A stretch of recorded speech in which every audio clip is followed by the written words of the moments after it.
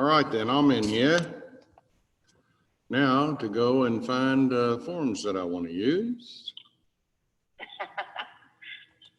That should be easy though.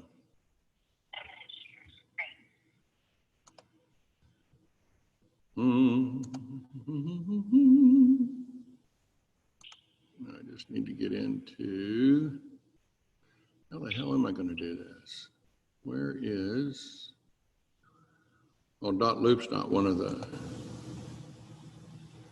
that's where I keep all my stuff, is in the loop, the dot loop. You can use dot loop. Yeah, I just got to log in. Oh dear. So how are you this lovely morning, ma'am? This morning's a little rough. I wasn't able to really sleep last night. Oh, that sucks. Yeah. So, it'll be one of those days with a lot of coffee. Yeah, I heard that. I quit using my CPAP, and that didn't actually work out too well over the last couple of weeks. So Mary's been... I've been using my CPAP, but I haven't really experienced much difference in how tired I am. Oh, really? Yeah. So... Which is rough. Honestly, I mean, it makes a huge difference when I use it. Okay, so here we are. Now I need to share my screen, correct? Yes, sir. Okay, so how's Bob gonna do that? Come on, man. No, that's not it. Well, shoot. I would say, well, shit, but I'd probably get in trouble for saying that, so. Oh, damn it, man. How can I make me bigger? Wait a minute, I got an idea. Go bigger there, buddy. Okay. Share my screen. I want to, yeah, there we go. Share. Then go, where did my dot loop go? Here we go. So, here we are. We'll start with the basic listing contract today. Yes, sir. I'm trying to get logged in, but my computer is being crazy. And I had to have Spectrum come out to my house because mine was all of a sudden becoming intermittent. So poor little, they sent out some girl. She was very nice. She had to climb up in my attic. She was a little maybe heavy. So she had a whole lot of fun that day, but they had to actually run all new lines to the house. Oh, wow. You know how usually when you call them first, it's you? You know, it's operator error. Then it was because I have my own Wi-Fi, yeah, thingy. Well, yeah, that's what it is. It's, yeah, no, I've got the best there is. So I know that's not it. Well, then it's probably the modem. I said, well, it's your modem. Well, that's probably what it is. So then it was, well, you're not using our Wi-Fi and our modem. I said, nope, I never have. So anyway, after a whole lot of bull crap, they finally figured out that there was something wrong in the line. Probably one of my groundhogs ate it. But anyway, it's working better now.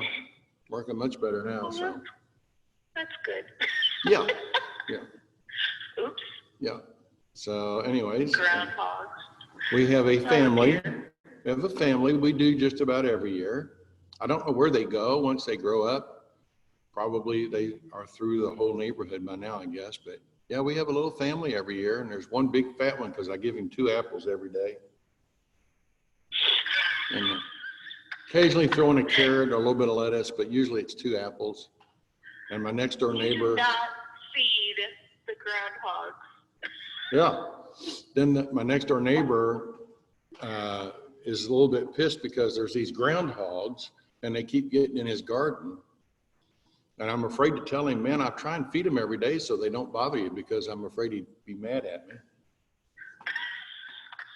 Oh, goodness, Bob. Interesting life, very interesting. Hey, tomorrow I'm going to visit with my sister. I have two older sisters who lives in Florida, whom I haven't seen in probably 10 years. Oh, wow, that's awesome. Yeah, she was the superintendent of schools for Florida for a long time and then retired. Her husband was some kind of a computer geek guy. So they retired, bought like I don't know, I think it's like a 40-foot RV. And now they just travel the country. That's awesome. Yeah, that's a good life. That's not my life, but it's a good life. I don't know if I would want to be on the road that much. I don't think I could take living in an RV.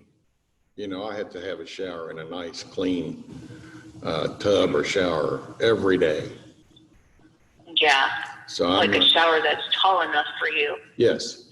So I'm not sure that, I don't know that I could do that. I could maybe do it for a couple of days, but they've been out on the road now for, I guess, since like the first part of May. They've been all over the place, which is pretty cool. Oh, wow. I mean, you know, they get to see the country, but I can see it from the comfort of my recliner on my 75-inch screen TV. You just have to pick the right shows to watch. Yeah, right. You know, you have to pick the right shows to watch. That's all. Oh, goodness. I'm going to have to restart my computer. Okay. Yeah. I'll be zoomed in here in a minute.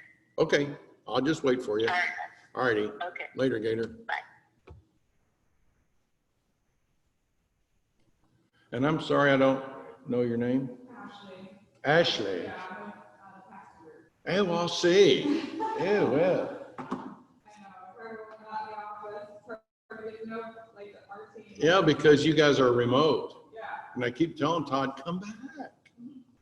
I know, he keeps saying he's like parking. Parking is not that bad.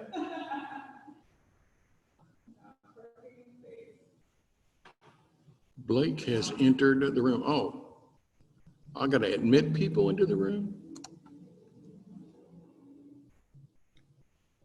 Hey, Blake, man, you're on mute. There you go. Yep. It's you and me and Ashley so far. Ashley is in person. And you are remote. And we've got like 3 minutes. And just so you know, we're going to list a house in Jeff, probably the first of next week, and then one in Radcliffe, probably in the next few weeks. They have a tenant, and I don't want to list it while the tenant's in the house. Okay.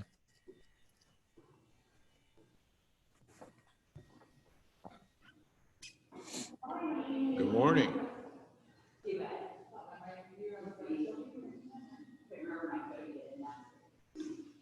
You don't know your social security number? So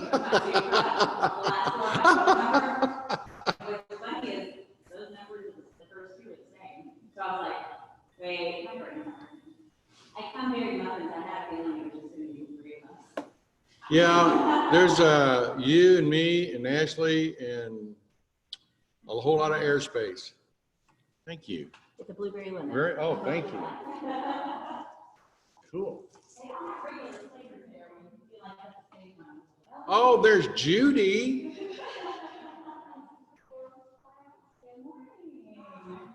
And how are you this morning, Judy? I'm wonderful. So while we're in the room, socially distanced correctly, we can take the mask off if you want to.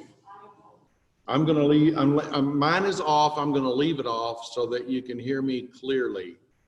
I know you can hear me because I have a big mouth, but I want you to hear me clearly. Yes, it is.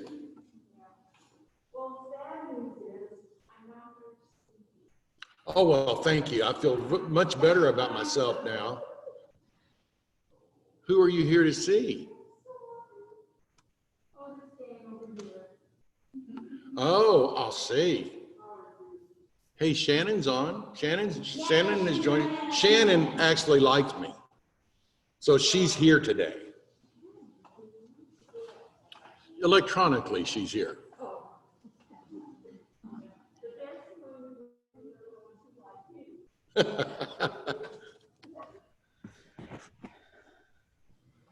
Oh my, okay, we got about 30 seconds. So while we're going through that little 30-second time frame, if you guys have any questions about the listing side of things right now, we can get those answered like right now if you want to. Okay. Shannon and I have this question come up. Sure. Well, come on.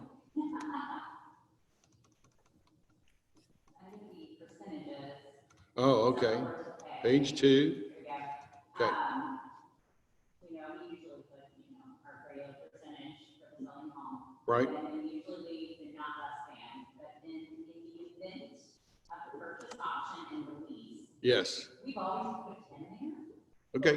10% of what? It'd be 10% of the lease for the year if it's a lease. For the year. Okay. Yeah. Okay. Yeah. And then of course, when you mentioned the purchase option, 10% of the actual purchase price agreed upon. It could be, yeah. Okay. So here's how I do leases. I don't address them here. Okay. But if somebody says to me, well, I'll lease it. So here's what I generally do. I get 10% of the first year's lease, Okay. and I get it up front. Okay. So if they don't have enough money to put down on their lease option, then we just don't do business. Ron Culler, who's an attorney across the street there, is who I always have draw those up. I would never do that myself. So I always have him draw them up because he does a really good job of trying to be fair to both sides. He thinks I'm a ruthless asshole because I want my money up front. But I can tell you that that's the only way to get it. I was going to say, you're not going to get it otherwise, are you? Well, if you get it when they exercise the option, no thanks. So I've done those before. I did a lease option once where it's a $120,000 property. Ron drew it all up. I got my commission up front. And then the people 6 months into their lease decided they didn't want it anymore. And they wanted their $10,000 option fee, not earnest money, back. And I said, well, that was a fee. And that was explained to you numerous times. So you don't get it back. So they moved out, I relisted it, sold it in 2 weeks and collected another commission. That's how you do business. And Ron really, he says, I don't get it, dude. Your seller's not getting their money. I said, well, that's their problem. I did what I was supposed to do. Right. I brought a ready, willing, and able buyer that they accepted. So I have a couple of times taken like maybe half, just depending on how much I wanted to help the person who wanted to do the lease option. Generally too, by the way, on a lease option, I will make the person who wants the lease talk to a lender that I know, and I already know they're not going to get approved, but I want to know how bad it is. I want to know if at the end of their 12 months or 24 months, what everybody's agreed to, do they even have a shot? And I do that to protect my seller. So that's something else you might want to keep in mind. So when people say that to me, they say, well, I've already talked to lender. I don't care. You need to talk to this lender, and I need to get their diagnosis of your situation before we'll agree to do anything. So technically, this part with the purchase option and the Yeah. lease, that's really not even explained very well in terms of how you get paid. You're just kind of playing the percentage in case you go down that route. In case you go down that road. Now, if somebody says, Bob, there's no way on earth I'm going to lease this, then you definitely don't worry about it. Okay. I don't even fill it in. The downside of that is if in the middle they decide they're going to lease, you could have a problem. It depends on. Right, right. Yeah. And so far I haven't had any problems. I've never filled that portion out. But like I say, I've never had any problems either. We just default it, and is this? I was like, good question. Right, yeah. Come on, machine. Okay, so we'll get started here today. So we're going to go over the whole packet. So we're going to lightly touch on everything. If you have a specific question, please ask it. We got a lot to cover. And to be honest with you, normally we get through like 2 or 3 forms in a normal Friday 2-hour session. We're going to try and cover everything today. So questions, don't hesitate to ask, but just understand we're going to move a little quickly. So I'm going to do one thing real quick. I'm going to go back to our list. So here's the listing packet as it appears in .loop, same thing in DocuSign. So you have, these are forms that you absolutely have to have, even though they might say optional, you really need them. So here's the COVID-19 form, which covers us as agents. Oh, I'm used to a touchscreen, guys, sorry. But this explains to the seller that they're going to allow showings or they're not going to allow showings. And it covers us in terms of somebody who comes to see the property who winds up with COVID. So that's one of the forms that we have to do. Of course, there is obviously the listing contract itself, the seller's disclosure, which is filled out only by the seller, the lead-based paint if it was built before 1978, the lead-based paint guide, which by the way, you really are required by federal law to make sure your client sees that if it applies to them. So when I do a listing, I try and send that out to them and get them to at least initial it so that I have proof that it was presented. I can't make them read it. Here's the input form. That's not a required form. So when I take a listing, honestly, I just take a blank piece of paper. Actually, Mary does. She does all this work. And she writes all the stuff down in the order that she likes it and then inputs the listing for me. But there's a form there for you to use if you'd like to. The utility and school contact information, I think is an awesome form. It's not a required form, but let's be honest. The first thing somebody asks if they like a property is what are the utilities? If you already have that and you've loaded it to the listing, you've helped yourself a lot. The estimated seller's net sheet is a required form and it must be filled out completely. You can't just say, here, sign my blank form, or say, okay, well, we're going to list it for $200,000 and stop right there. The purpose of this, and this is going to become, I'm afraid, a lot more important if this COVID thing continues, and if some of the predictions that I don't happen to believe do come to pass, we're going to start doing short sales again someday in the future. So in that situation, you want your seller to know what their potential net is. It's very important. Because if the net's not where it should be, you might not want to list it, or you might want to refer them to somebody who handles short sales. I wouldn't do them myself, by the way. I've done them. They're not a lot of fun. But so the estimated seller net sheet needs to be filled out completely. Sure.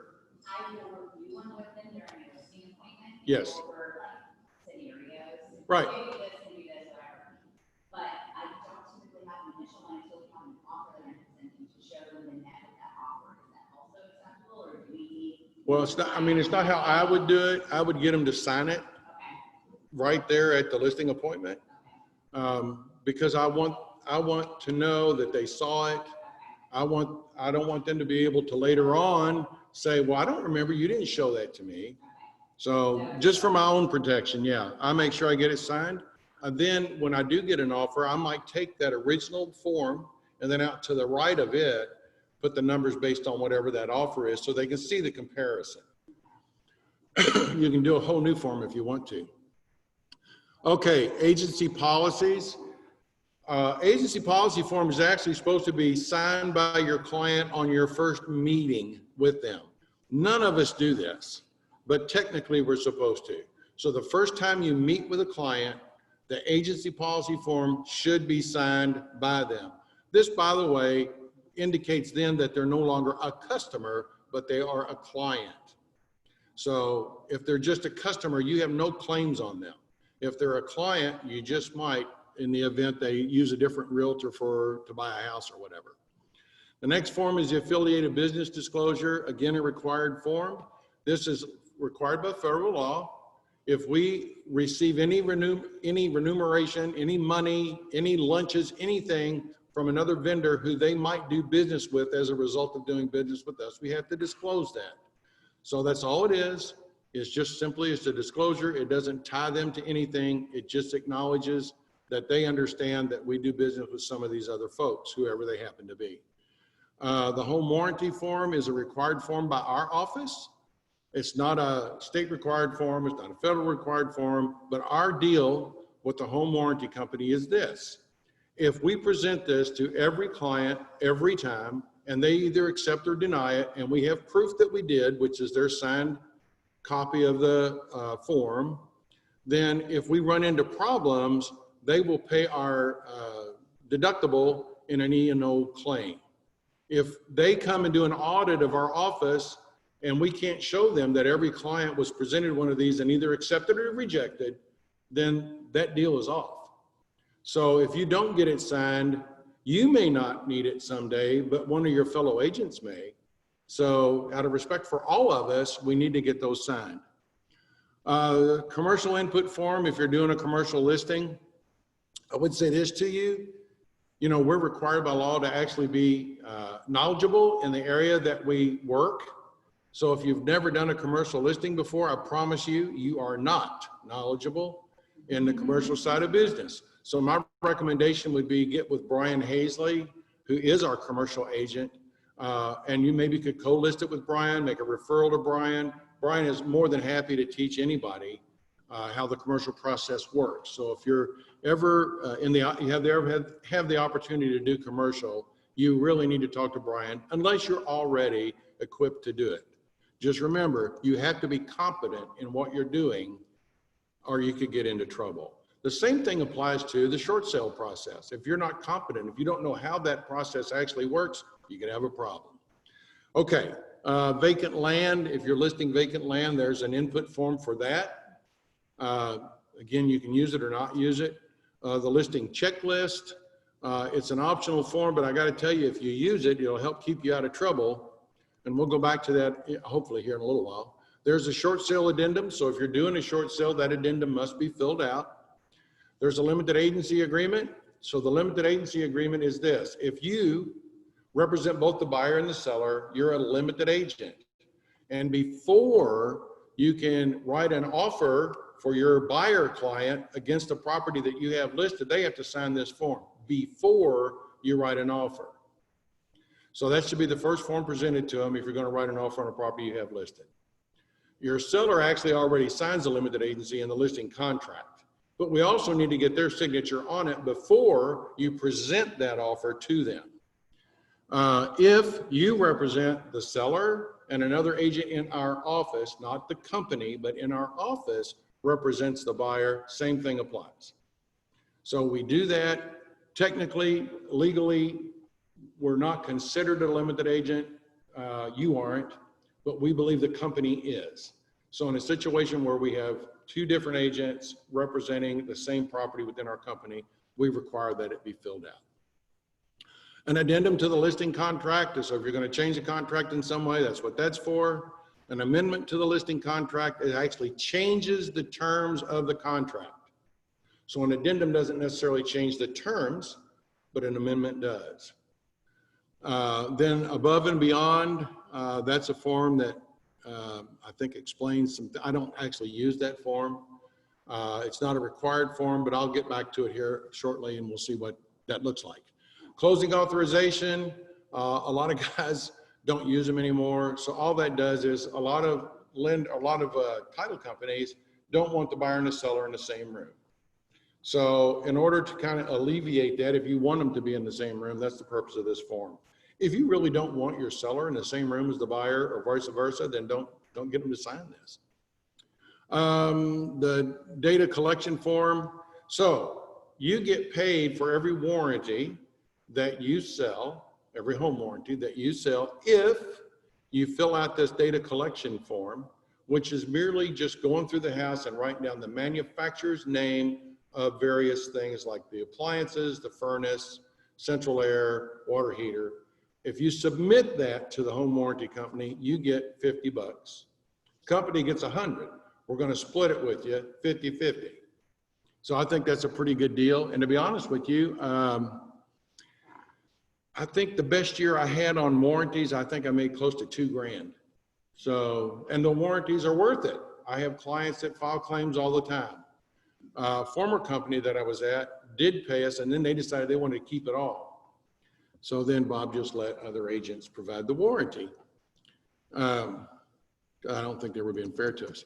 There's the closing checklist. Again, another great form for you to refer to for a closing because it helps you remember some of the things that are required. Sold notice. So after the closing, that's a required form. You have to fill it out with the sold information so that we have record of it. Now you might say, well, Bob, I put my own stuff, so I don't need to worry about that. Yes, you do, because we need it as a company in case we have to refer back to it once you retire because you've made millions in the business. The request for an escrow check, we're all really bad about this, but here's the deal. If you need an earnest money check, that's what this is for. And Roger needs the request for that money, not the day of the closing, not the day before the closing, but if you can, maybe even a week before. Roger stays pretty busy keeping things straight for us. And it's really kind of unfair for us to come to Roger and say, oh, I need an earnest money check. And Roger says, well, great, when do you need it? Well, can you do it right now? Well, that's not the right way to do it. So I'll say this to you. I'll probably get shot for saying this, but I'm going to do it anyway. I hope Craig's not on here anywhere. If you forgot to ask for the earnest money check, it's okay. Just inform the title company to take that earnest money out of your commission. And then when you submit the closing for payment, make sure you send Roger a note that the $1,000 earnest money was taken out of my commission, so that two things: one, he can make the escrow account balance, and two, so that you actually get paid for the full commission. You can do that. We just had it happen yesterday.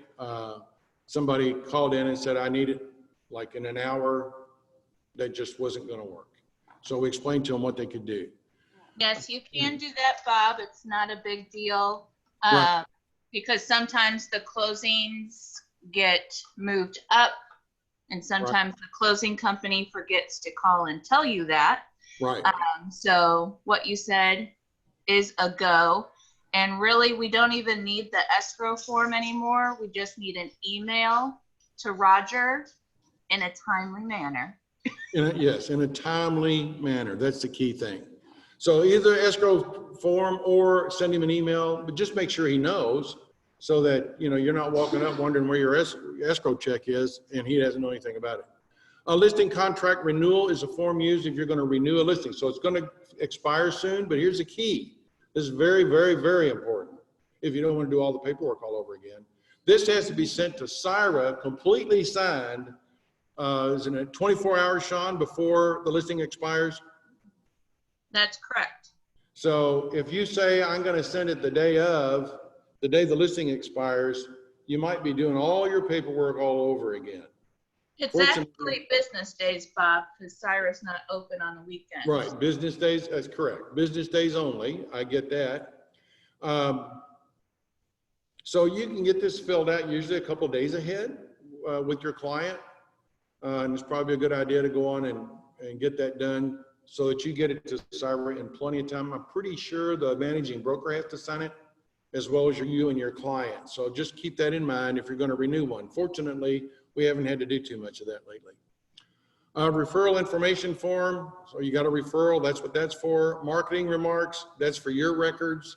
It is actually totally optional. But it might be a good thing for you to keep, even though I know it's on the listing once you put it there, but knowing what you started with might be nice to know, at some point in the future. The client contact form, that needs to be filled out, guys, as completely as possible. I know we're all afraid that, oh my God, now the company's going to have all the contact information for my clients. The company doesn't care. What they do care about is if you leave the company, or again, when you retire from the millions you've made, and that we have to contact that client for any reason. If we don't have their information, we can't do that. And it just might be something that could benefit you. So please make sure you fill out that information. I promise you the company doesn't care. They just need it in case they have to make contact with your client once you leave the business because you made that money. Mortgage information request form, that is signed by your client.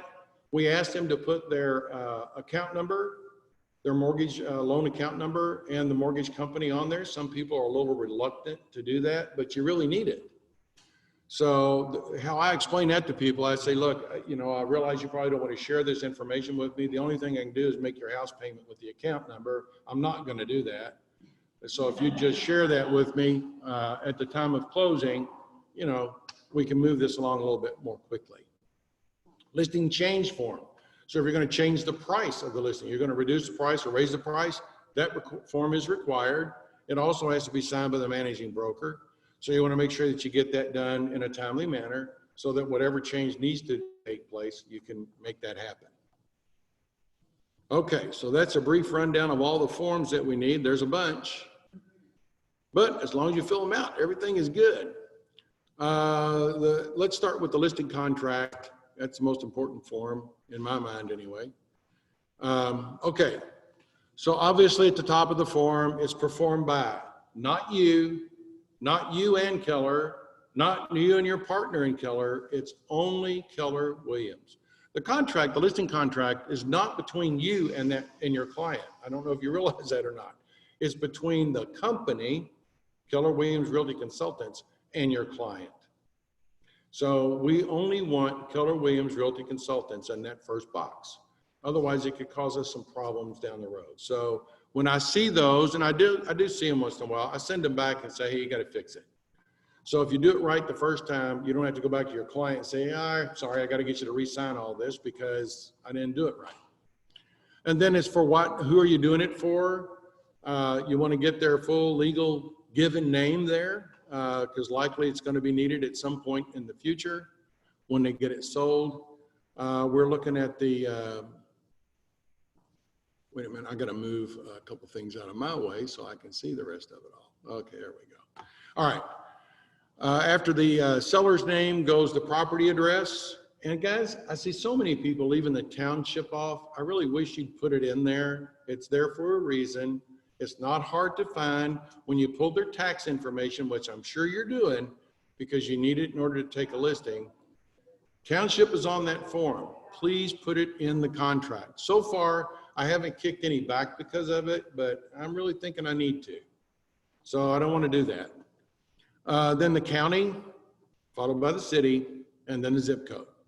And then the legal description. Again, that's on the tax form that you pull up, and it is required. It has to be there. The full legal description, whatever that is.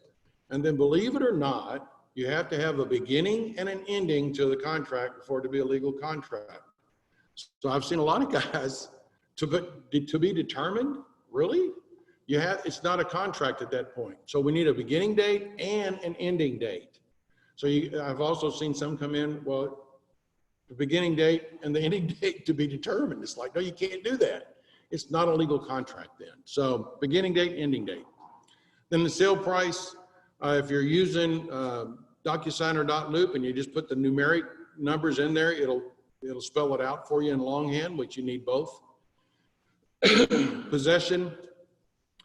Honestly, I usually just put to be determined there because you really don't know until you actually have an offer in hand and they have terms that they want you to meet, and then you negotiate that. But if you have somebody who insists that they have to have 10 days or something like that, then go ahead and put it in there. Then the next few check boxes are actually needed. So the seller represents that they either are or are not delinquent on any loans that could constitute a lien against the property. So their mortgage, or if they have a second mortgage, or if they have an equity line, those are all liens against the property. So you want to make sure that they attest to the fact that those are all paid on time. Then the seller represents that the total loans affecting the property do or do not exceed the list price. So remember, we talked about short sales are maybe coming in the future. That's why this is really, really important. So they're acknowledging that it either does exceed it or it doesn't. So you need to have that checked. And then the next one is, did they buy it in a sheriff's sale or something other than just a general warranty deed? If they did, then what kind of deed was it? So like if it's a sheriff's sale, it's called a special warranty deed. And you just need to put that in there. And then did the seller acquire ownership of the property at a tax sale or was at a judicial proceeding, mortgage foreclosure proceeding, yes or no? And then is the seller a foreign person or not? And are they subject to foreign taxes or not? Two different questions. You got to answer them both. Then the next thing are the terms of the sale. So, and you know what, guys? You really need to think about this. If you have a property that you know won't go FHA, you probably shouldn't check that. And you should probably have a conversation with your seller and say, you know what, guys, this house is not going to go FHA, I'm pretty sure because of, and see if they can remedy that or understand that they're going to have to sell it on a conventional basis or they're probably not going to get it sold. So I go through a house when I take a listing and I make sure that, you know, from what I know about FHA, if I see things that won't go, then I say to them, hey, you need to go on and fix this up front because you're going to have to in the end anyway. Okay, so what type of loans will they accept? And then the seller agrees to pay costs associated with financing not to exceed. Okay, so that's where I actually do put to be determined. I want to say this. These are just my opinions on a lot of these. So you can do it every which way you want to. But I put to be determined because if the seller says, well, Bob, I'll pay $2,000. I'm good with that. And then you get an offer and they're asking for $2,500. What do you think your seller's going to say? Baby, I only agreed to $2,000.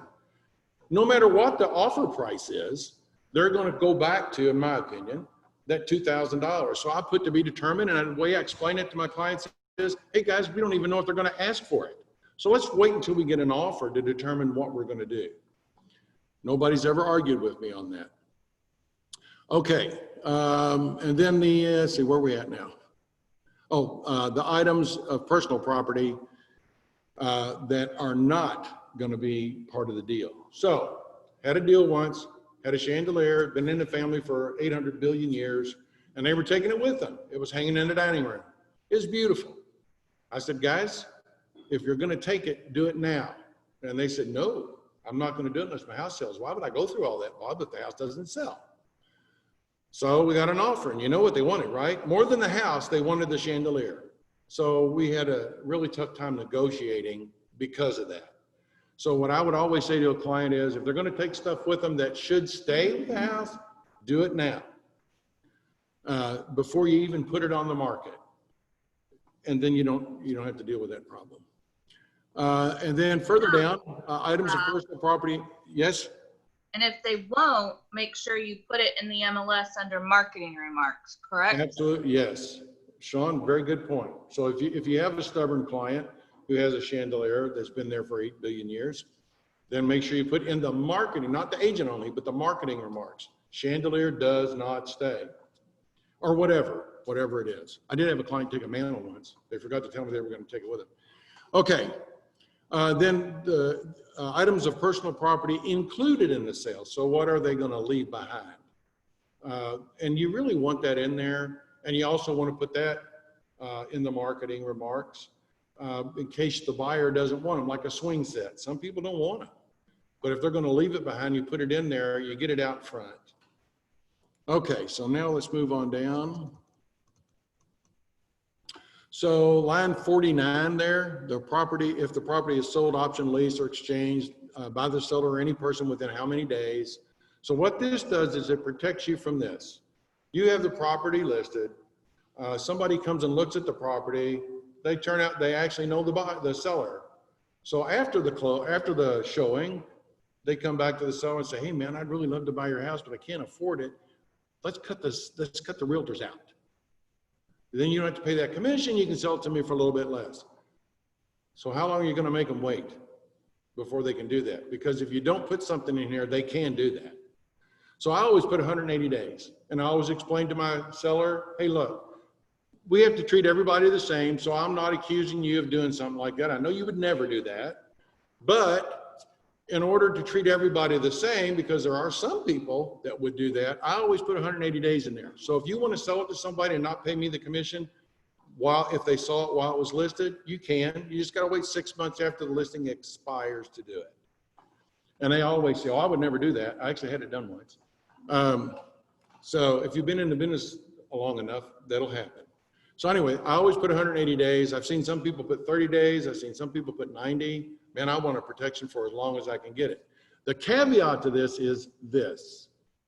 So the listing expires and somebody looked at it while it was listed. So you're still due because 180 days aren't up, right? Then another agent comes along and lists that property. Now all bets are off. Anybody that looked at it while you had it listed is free then to buy it through that other agent and you get nothing. So if it's relisted by somebody else, you lose this provision, okay? Any commission required to, I'm sorry?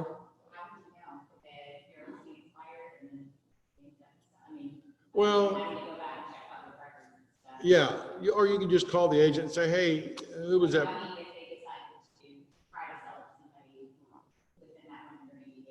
Yeah, so you'd have to be smart enough to go back and find out who it was. You also have to have some kind of evidence that they looked at it while it was listed. So it's not, it's not an easy thing, but most sellers don't get that. They don't know that you can't tell. So this is just a precautionary measure to help protect you. Yeah, right. I did have an instance once though, where I showed a property to somebody while it was listed by another agent. After it expired, that's when my guys wanted to write on it. So I called the agent. I said, hey, are you going to relist it? And the agent said, are you kidding me? They hate my guts. It took 6 months. We didn't sell it, so they don't like me anymore. I said, well, how about this? How about you call them and tell them that you have a buyer, but only if you list it? And the agent says, well, why would you do that? Well, because that's the right thing to do. So that agent, they got the listing side. I got the buy side. I could have had both sides, but I don't think that was the right way to do things. So, so as agents, we can also protect each other a little bit, right? Yeah. So any commission required to be paid under the terms, which is at closing, you're going to charge them an interest rate if they don't pay the day of closing. So what is that going to be? It needs to be fair and reasonable. So if I take a listing at 6%, I just put 6%. The truth of the matter is our commission becomes a lien against the property as soon as they accept an offer. So they're really not going to get away with not paying us unless somebody paid cash and they didn't do a title search. So that's not one you have to worry a whole lot about. Okay, so now we got down to commission, and this, everybody manages to screw up somewhere along the way. So line 70, number 1, that's the total commission to be collected at the closing table. So not your commission, not the co-op's commission, the total commission. That's line 70, total commission. Now, if you're listing a property that is, maybe really low in value and you say, well, they might sell this booger for 10 grand. I'm not going to do that for 6%. And you want a specific amount over here to the right, line 70, you can put a number in there. So I'll do this for 6%, but I'm going to charge you a minimum of whatever that is. And I see this a lot on vacant land, on lots and things like that. Because let's face it, we spend just as much money marketing a $50,000 property as we do a $200,000 property. So you want to make sure you get paid. And then Morgan, we were talking about this a little bit earlier today.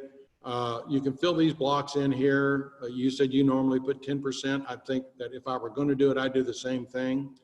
So if they might lease it out, then you need to address it here. If they tell you up front, hey, I'll either buy it, I'll lease it, or I'll sell it. So then you just need to determine, what's that going to be.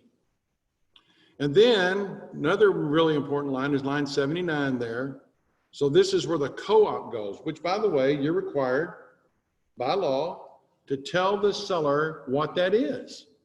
So you are required by law to say to the seller, hey, I'm going to charge you 6%, or I'm going to charge you 7%, but I'm going to pay out to the other side 2.8, 3%, whatever it is. And that's what number goes in there. You just need to make sure that you explain that to the seller when you're taking the listing. And you know what, it actually helps you. So if you say, well, you know what, I'm going to charge you 3.2%, but we got to give 2.8% to whoever brings the buyer, then it's not as hard a pill to swallow for the seller. So I use it to kind of, you know, lighten the load a little bit on what the seller thinks of the commission they're paying. Okay, so there's a whole bunch of stuff here. The agency relationship is explained here. The limited agency authorization is here. Remember I said earlier on the limited agency, the seller actually gives you permission when they sign the listing contract. We just want it covered again if it comes to that. Then we get down here to line 174. The seller authorizes utility companies to divulge all utility information to the broker. So not that you're going to call, although I will say Mary, when we take a listing, Mary being our back office, she will call sometimes and check. So if somebody says, oh man, my electric bill's never over 50 bucks and they got a 5,000 square foot house, Mary's going to verify. So you need to get the utility company's names so that you can verify if you need to, and so that you can disclose who they are to any potential buyer. And then the seller authorizes its homeowners association to divulge all HOA information to the broker and to provide copies of all HOA documents if requested. The HOA management company is who, and the contact information for them is also who. And then the homeowners association fee is how much, and then how much are they paid up till when. Those are really important where there's an HOA involved. I can't tell you the number of times where I hear agents say, yeah, there's HOA, but I don't know how you get a hold of them. You took the listing. Why don't you know? Or I think the fees are $150 a year. Well, no, we actually need to know. So get that information. If you can't get it at the time you take the listing, because sometimes they don't have it, please don't forget to get it later. It's really, really important. Yes.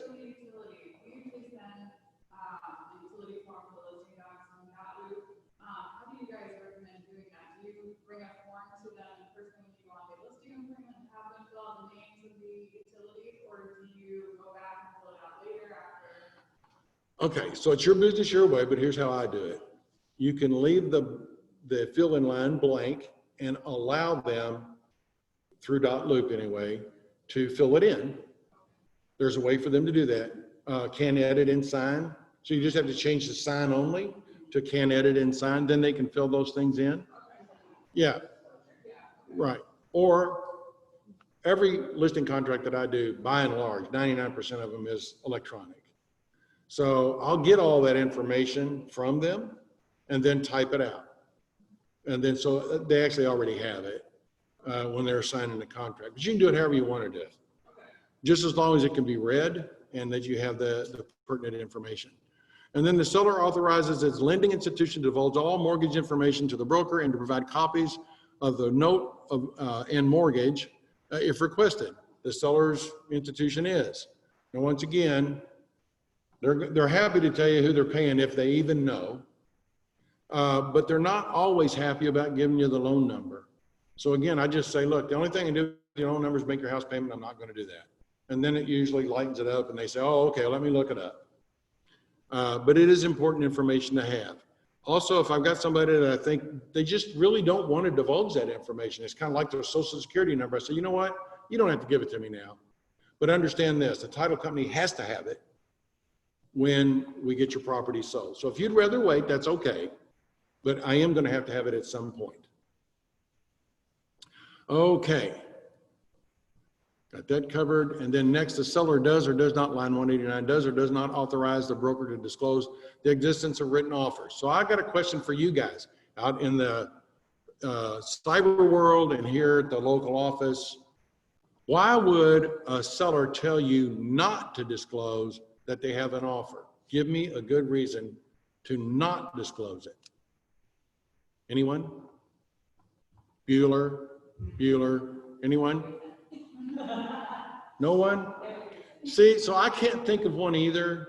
So I don't even know why this is in here. I'm sure there's a good reason for it. I just don't know what it is. But I always put does, because I've never had a seller tell me, no, I don't want anybody else to know we got an offer. A good agent, in my opinion, they're on the phone calling everybody who ever showed it the minute you get an offer. So anyway, so it's either does or does not, but you have to ask the seller what they want. It's not what you want. Okay, or the very bottom line, seller is or is not offering a limited home warranty. Where home warranties are concerned, honestly, I try and get everybody to provide one because I think they're going to be asked for anyway. And I will say this to you. So if I'm providing a home warranty, I don't like it when the agent on the other side of the deal wants their home warranty. I don't like that because we've already got a home warranty in place. So by the same token though, if I represent a buyer and an warranty is being offered, I just go along with whatever that is. Unless I know it's a really crappy company and I don't think it's advisable for them to accept it, which I've never had that happen. But so my opinion is you don't need to try and scarf up 50 bucks if it's already being offered by another agent. Honor their warranty company that they're offering. Because by the way, when we do sign somebody up and they get that free coverage during the listing period, we're actually saying they are going to provide the warranty at the closing, which is why they provide the free service up front. So then when we don't provide it, we're kind of not doing right, in my opinion. Okay, lockbox is or is not authorized. I can't imagine that a client would authorize you to use a lockbox. I will tell you, my little brother, I sold a house for him and they had that Vivint security system. So I tell my little brother, I need a key. He goes, you're not getting one? It's like, yeah, okay, you don't want to sell the house? He said, no, just let me know when it's going to be shown. No matter where I'm at in the world, I can unlock the house. And when they leave, I can lock it back. So, okay, well, you're cool. So you may not get a key. I guess that's probably going to happen more and more as people get more and more of those kinds of services. Nevertheless, it's either is or is not. Yeah. So then down here on line 203, where it says authorizes or does not authorize a broker to access the property. So this is, I always put does not, because I don't want my sellers to think that I can ever go in there without their knowledge. So I would guess maybe if it's a vacant property and they just want notification when it's been shown, then authorizes would probably be okay. As I say all the time, it's your business, your way. I'm the one who does it the right way though. Just kidding, just kidding. Yeah, yeah, so there may be circumstances, again, like a vacant property. So I say to the person who's gonna list my house, man, I don't care when you show it. I don't need to authorize it. Just let me know it's being done. Okay, you need to make sure everybody understands fair housing and that we abide by the fair housing laws, which means it doesn't matter who wants to buy their house, they can, basically. I've actually had some people tell me that they didn't want a certain group to buy their house, so I can't list their house then. If they're not going to abide by the law, I can't support it. And you can't either, by the way. Question, have you run into anything with COVID in your housing? I've seen a few articles kind of floating around about. I don't know. So the question, in case you guys can't hear in the cyber world, the question was, have we run into an issue with COVID and fair housing? Morgan's read a couple articles where maybe there's some issues there. I don't know what they would be. It was kind of like if they know that someone has been exposed, if they somehow or another, the seller knows that the people that are coming in have been exposed, if they can technically tell them not to come. Yeah. So the question was, if the seller knows that the potential buyer who wants to see their house they know that they've been exposed for some reason, they know this. Can they say, no, they can't see the house? Absolutely, they can.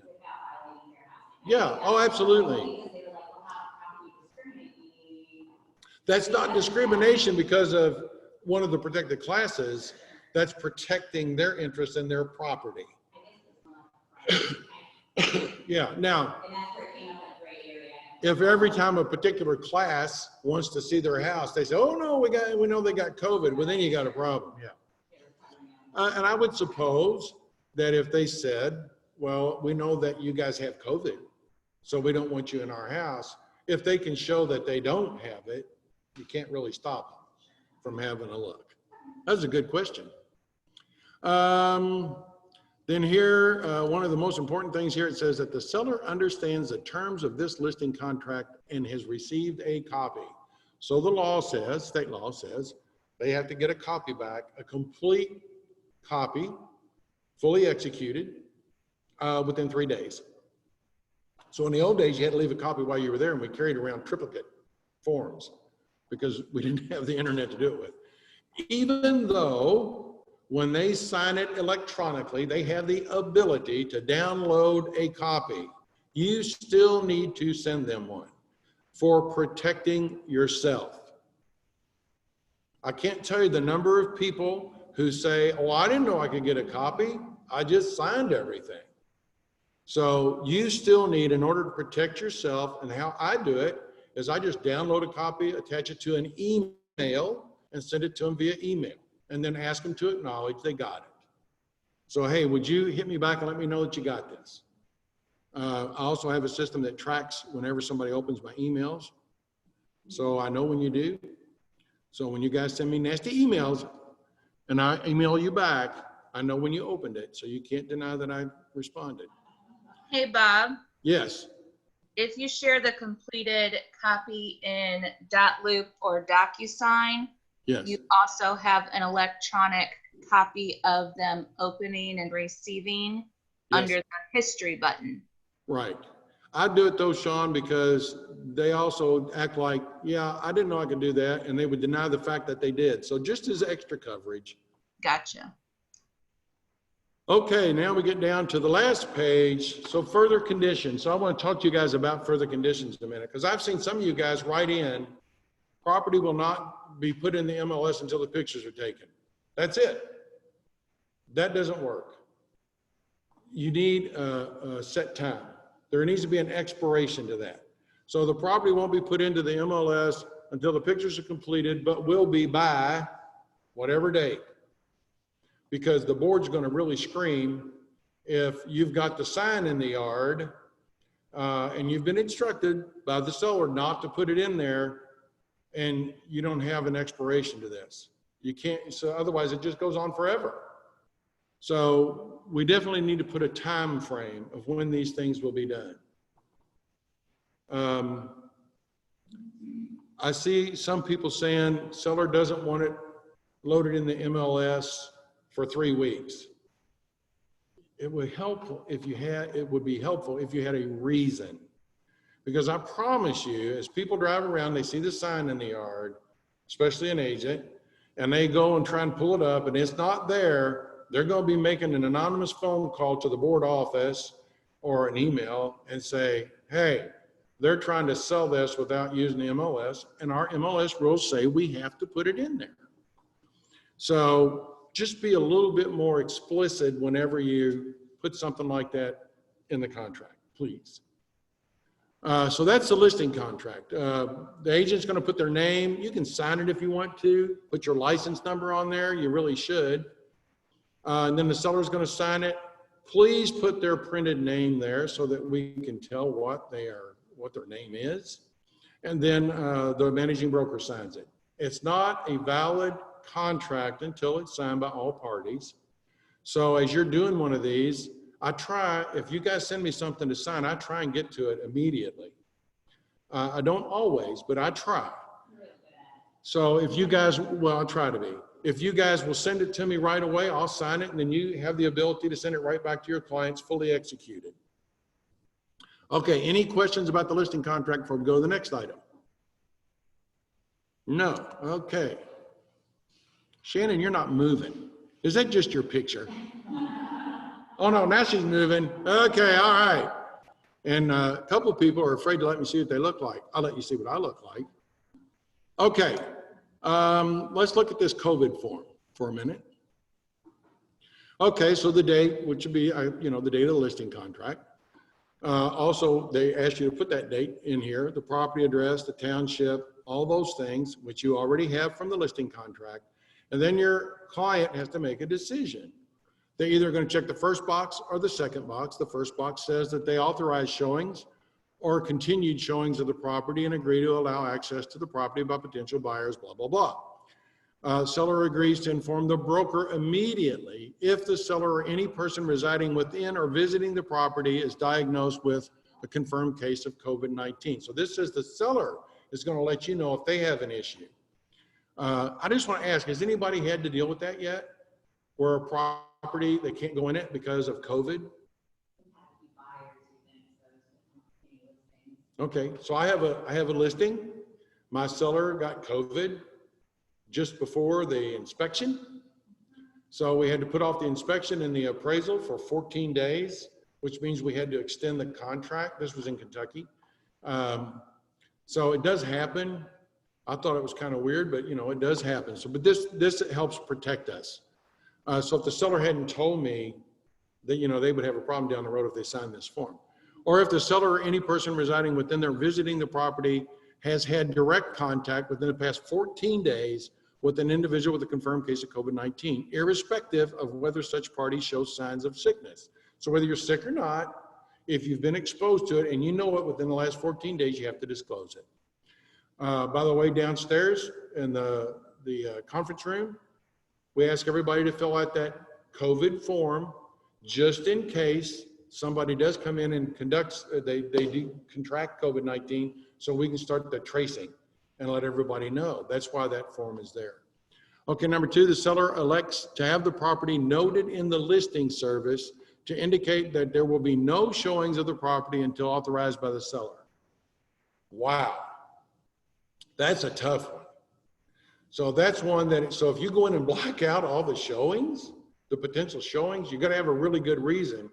If you just put COVID-19, you better be darn sure that they've checked this that way, because the board's going to be calling you and you're going to have some kind of proof. Now, I don't know how they expect to sell their house if they're not going to allow any showings, but you know, they have that option. And then this is a hold harmless. So the seller agrees to hold the listing broker and its agents and any buyer's brokerage and its agents harmless from any and all claims for damage. So this protects us if something does go sideways on this whole thing. So it just needs to be signed by everybody, including the managing broker. Okay, that takes care of COVID. Seller's disclosure. This will only take a second. You know, we give this to our client, we ask them to fill it out. In Kentucky, it's a little different. If your client says, I'm not going to fill it out, then you have to. But there's a place on the form for you to acknowledge that. So we need to have the date here. We need to have the address with the zip code here. And we need the address, where'd my mouse go? Here as well, at the top of both pages. And then they have to sign both pages in their proper location. If they're filling it out and they check the box and they did it by accident and they realize they got it wrong, they want to correct it, they can. They just have to initial next to the correction. So I see that happen sometimes. And the reason for that is we want to know that they're the ones who made the correction. So that's it. Any questions on the seller's disclosure?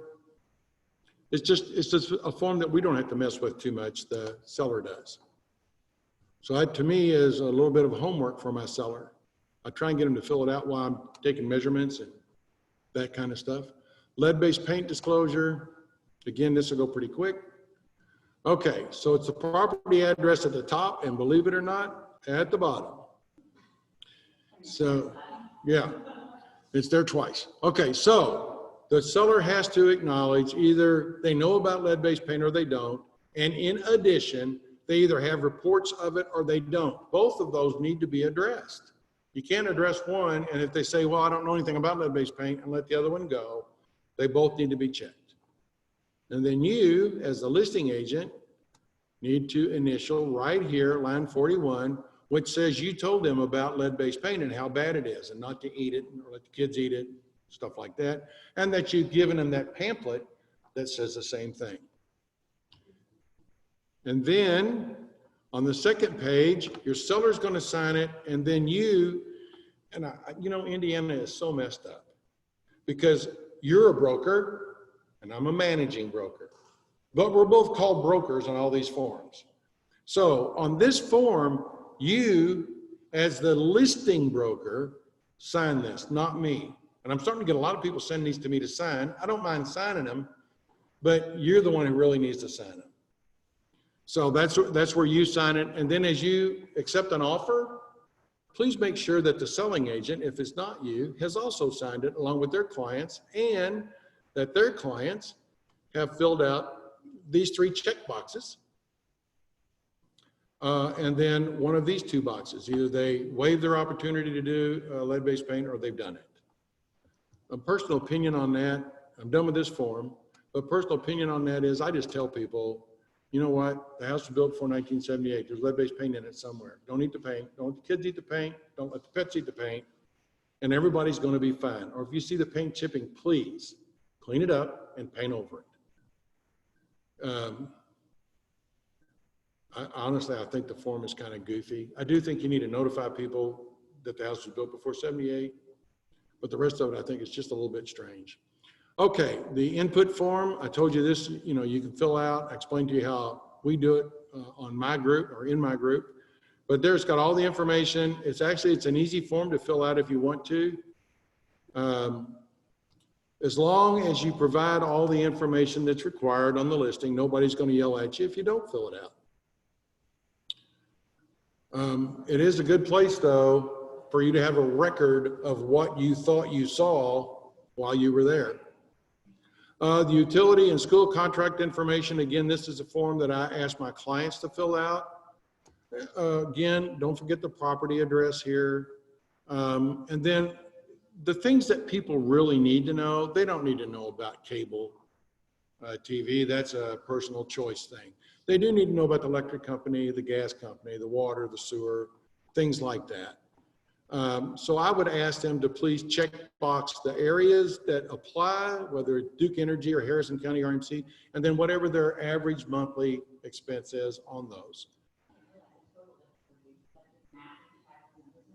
I really don't know. So let's find out. Oops. There's 100. There's another 100.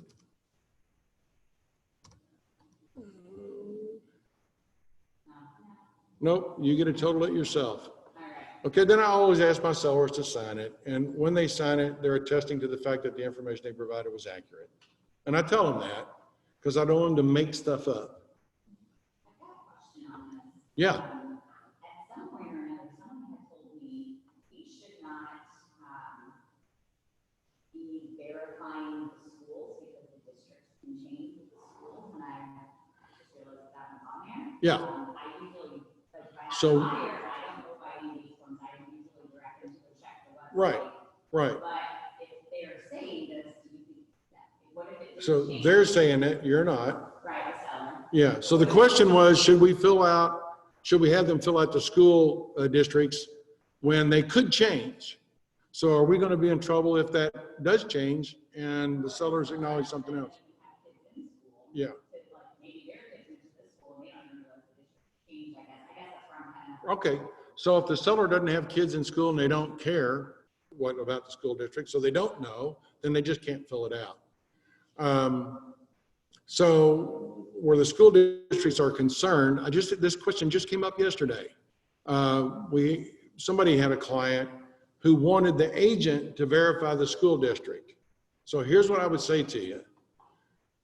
I would find the school district somehow, call the school principal at the school that they're interested in and ask them, hey, is this property in your district? Or find it some way, but I would say to my client, you have to verify this on your own. I called and this is what I was told, but I don't know how accurate it is because we are not supposed to tell them those things. We're not supposed to tell them about crime in the neighborhood or if there's a sex offender who lives next door, where the school districts are, things like that. Those are things they're supposed to find out on their own, doing their own due diligence. So, and you can say to people, you know what, I'm really not supposed to provide that information to you. That's something you're supposed to do your own due diligence on. But I did talk to the school principal and he said this. Don't know how accurate that is. So it's something you should verify yourself. I typically send them to the Well, like Clark County Schools just changed.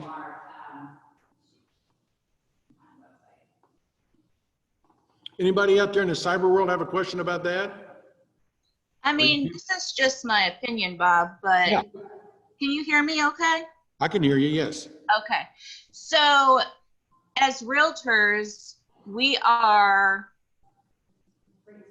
the number one resource for giving our clients the resources that they need. Right. So just like we're not a home inspector, we are not a member of the school corporation.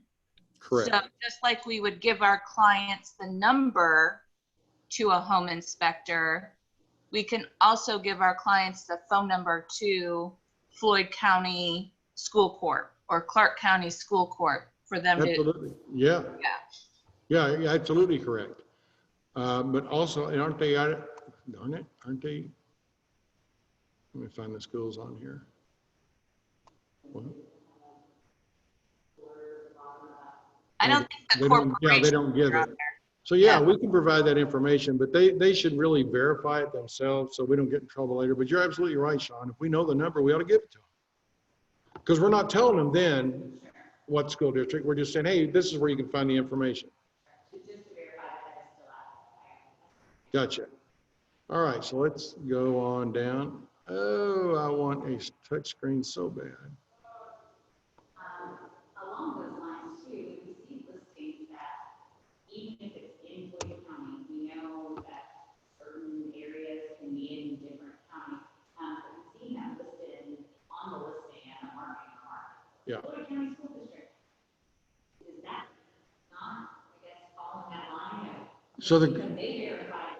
yeah. It's still now. So the question was asked if on a listing, we put out there that it's Floyd County School District or Floyd Central School District or whatever, are we doing the right thing there? That's a tough one because we're really not supposed to provide that information. But I guess if we actually know for certain that that is correct, then you can put it out there. I would also put the caveat, but buyers should verify. But yeah, you can put it out there as long as you're very confident that that's correct. But I would say, but buyers should verify. Okay, so the estimated seller's net sheet, the date that you do it, the seller's name, the property address, the selling price. So where do you get the selling price? So if you're going to list it for $200,000, is that the number you use? Or are you going to use 195 because you don't think you're going to get full price? Or in this market, you're going to put 210 because you know it's going to come out higher than what you're asking. I don't know. That's a personal decision you have to make on your own. I tend to use the sale price, the list price. And then I say to them, when we get to their net, hey, if we sell this for $5,000 less, you understand that your net will be $5,000 less, right? So I generally use whatever the list price is going to be, but I also tell people it's likely not going to sell for the list price, just to protect myself. But then you're going to put down, in Indiana, I don't put the transfer tax. These are the things that I do fill in. The attorney's fees, deed prep, so I come up with a number that I think is fair there. The home warranty, there are no discount fees. In Kentucky, I think there's a transfer tax. In Indiana, I don't think that we actually have one. The commission, I list the list side and the sell side. Prorate the taxes for a little more than a year because it could be a little more, might be a lot less, but it could be. Possible repairs, I actually always put in there maybe $1,000 for potential repairs. I explained to them, this is just a projection.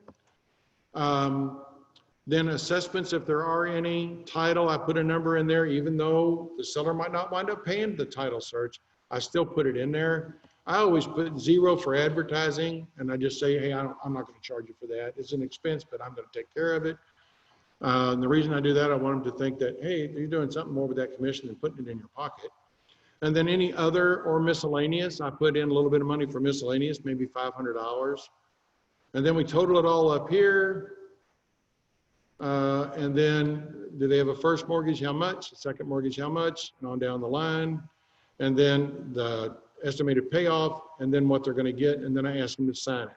Now, I honestly generally estimate this just a little bit what I think is high, so that their net's going to be a little bit more at the closing table instead of a little bit less. And I make sure they understand very clearly, see in this big bold print, estimated seller net, estimated. I say that over and over because I don't want them to come back on me later and say, but you said I was going to get $500,000 out of this. No, I said this was an estimate. Maybe I was wrong. But anyway, there you go. Any questions on the seller net sheet? It is required. Please fill it out as completely as possible. Sometimes, your seller doesn't want to tell you what they owe on the house, so it makes that a little difficult. I just tell them, guys, we have to have it. You can say, our managing broker is a real turd, and if this is not on here, I'm not going to get paid. I don't care. Say it. No, I say the owner. I blame Craig. We use an Excel sheet that does our owner map for us. Are you okay? Oh yeah, just as long as you have it. Yeah. In fact, I think it's you guys that introduced that to we've got it in Google Docs. Yeah, that's an awesome form. Yeah, that's awesome. Okay, so we've got agency policy next. So your agency policy just explains to your buyer and your seller what our duties are to them. Also explains what a limited agency is. And remember, this is the form that on your first meeting is supposed to be signed. It's signed by your client and by you. And this is what helps us secure the fact that this is no longer a customer, but they are indeed a client. And I just explained to people that, hey guys, you just need to sign this. It's not obligating you to anything. It just explains to you what my duties are to you. And I've never had any problem getting anybody to sign it. In fact, sometimes like on the listing side, I'll say, you know what, you actually already signed this in the listing contract, but I'm going to ask you to sign it again, especially when I've forgotten to get it signed at the very beginning. If we have a client that we work with normally, we keep those old forms, like we're going to do a listing contract for a different property, can we just keep the same agency policy or related business? Like the agency policy, I think you'd probably be okay, but I just make everybody sign everything all over again. Yeah. But no, I think you'd probably be okay there. Okay, agency policy, affiliated business. So this is acknowledging that we're required to by federal law that we also do business with companies like America's Preferred Warranty, Century Mortgage. We don't have any others up there. If you guys have a partner that you work with that you get something from, you might consider doing one of these for that as well. Again, they're just acknowledging that you acknowledge to them that, they may do business with these folks and we get something from it. It's not a big deal really, but it is required. Okay, so now we're up to the home warranty. Is this just the data collection form? No, okay, here's the home warranty form. And I realize that the truth of the matter is, this is just for you and your client.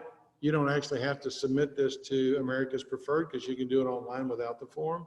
But I'd get it filled out and make sure that I fill out the right side as well. This does total it for you.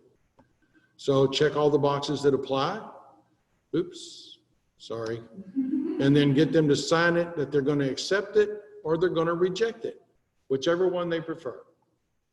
If they do accept it, then what we typically do on the listing call is collect this information that's needed, which you see is, it's not much, it's 5 or 6 things, it's not a big deal. And then you're going to get paid on it once it is executed. I don't know about you guys, but lately it seems like a lot of the title companies are forgetting to mail the damn check in, and then the client moves in and something breaks. Yeah, and then the home warranty company says, hey, till we get paid, we're not doing anything. So you might want to just make sure that it is mailed. I used to just mail them myself, but now I basically work with really just about only one title company. And they know the rules. They got to mail it. And they have not failed me yet. Which, by the way, that's one of the things I would encourage everybody to find a title company that they like to work with and recommend that title company to your buyer whenever you're writing an offer. Remember, it's their choice, not yours. You need to get their permission. And I would find an insurance company that I know, like, and trust and recommend them. I would find a lender that same thing. Those guys, then when you need favors from them, they're more likely to do it for you than if they know, well, you don't care, it's just random. The only reason you called me is because you couldn't think of somebody else. So I would encourage you to do that. It's great to have those relationships. Mike and Lori downstairs, they're awesome. So having a relationship with them, being in our building, is really cool.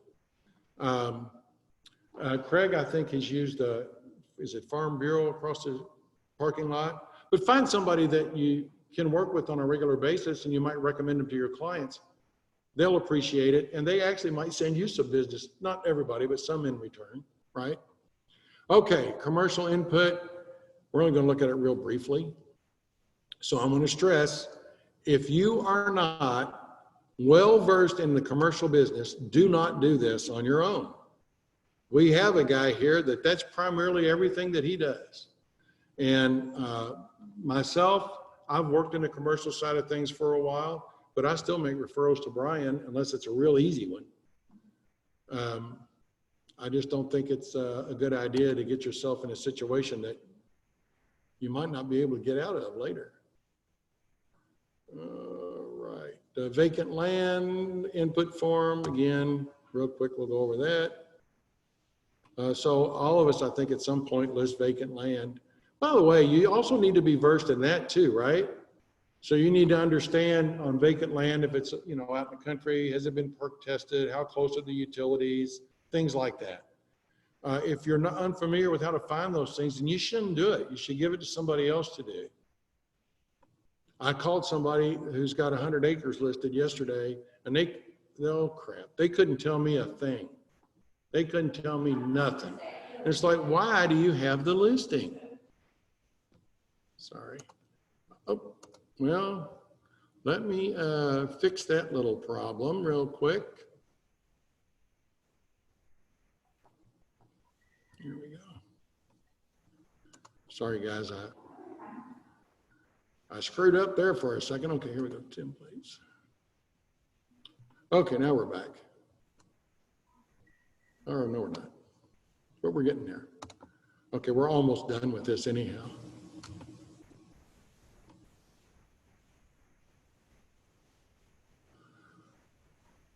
Oh, no.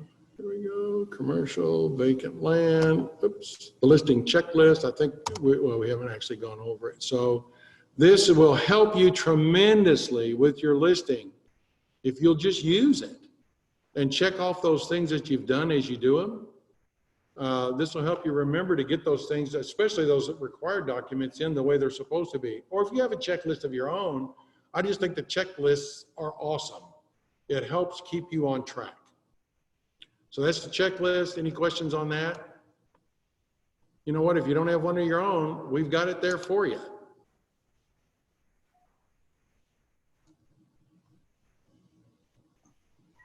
Short sale addendum. Again, I have to tell you, if you don't know about short sales, if you haven't been schooled in short sales, you should not do them. They're very complicated. They take a very long time. I'm actually doing one right now, and I got to tell you, at the end of the day, you're making about 25 cents an hour for all that you put into your average short sale. And I'm honestly really well versed in short sales. It's not fun. I'd find somebody to make the only reason I did this one is because a guy asked me to do him a personal favor to do, otherwise I wouldn't do it. And I explained to him, don't ever ask me again, because I don't want to do but here's all the information. To do a short sale, this isn't, I don't believe it's in here. Yeah, it's not in here. So this just acknowledges that it is a short sale. You also have to get their authorization to talk to their lender. And once you do that, it's all on you. Your seller doesn't care anymore, usually. And you're going to do a whole lot of work with lenders who don't understand what the hell we do for a living and don't probably care that much. They just want to do their thing. Most of these things are done through a service called Equator now. I like how you said in there, the short sale may be a disadvantage, you should probably find another way. Yeah, right. It's right in there. So a short sale, by the way, you can do a deed in lieu. So you can say to the lender, I'm just going to give you the deed back in lieu of paying you for it. That does affect their credit, but not as bad as a foreclosure. The purpose of the short sale is to try and help them get out of that mess credit-wise sooner than later and relieve them of some of the responsibility of the debt. Back in 08 and 09, when they were common, those debts were usually forgiven and they weren't 1099 for them. These days they are. So just because you do a short sale doesn't mean you're really relieved of everything, because the 1099, if you get it from your lender, you're gonna have to pay taxes on that. So, yeah. Limited agency, we'll go over that real quick. It's a pretty simple form to fill out, but a lot of guys are not doing it. You gotta have the buyer's name, the seller's name. You can't just put, a blank there and get everybody to sign it. It doesn't work. So the buyer's name, seller's name, the property, and then the people. So I've seen some people put, not Morgan, you haven't done this, but I'm gonna pick on you. So Morgan Bush, just put Morgan Bush, or Ashley, just put Ashley. That doesn't work, guys. So here's what I do. I put, if I got another agent on the other side of the deal, I put both their names, and then I add to that, and any Keller Williams agent or admin necessary to complete the sale. Then that means anybody in our office can help you with it. Otherwise, it's kind of stuck to you. So just kind of keep that in mind. And then, of course, everybody's got to sign it. I put, and any other Keller Williams agent or admin that may be necessary to complete the transaction.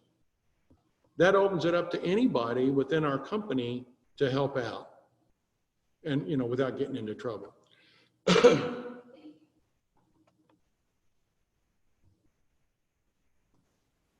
Okay.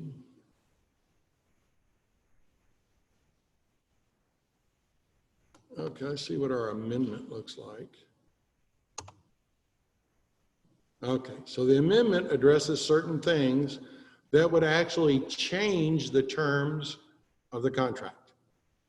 So you got some check boxes there. Obviously, you're going to fill in the appropriate information. By the way, lenders, if you start out with amendment number 2, they're going to want an amendment number 1. So be sure how you number them, that you do it in a way that doesn't cause problems later.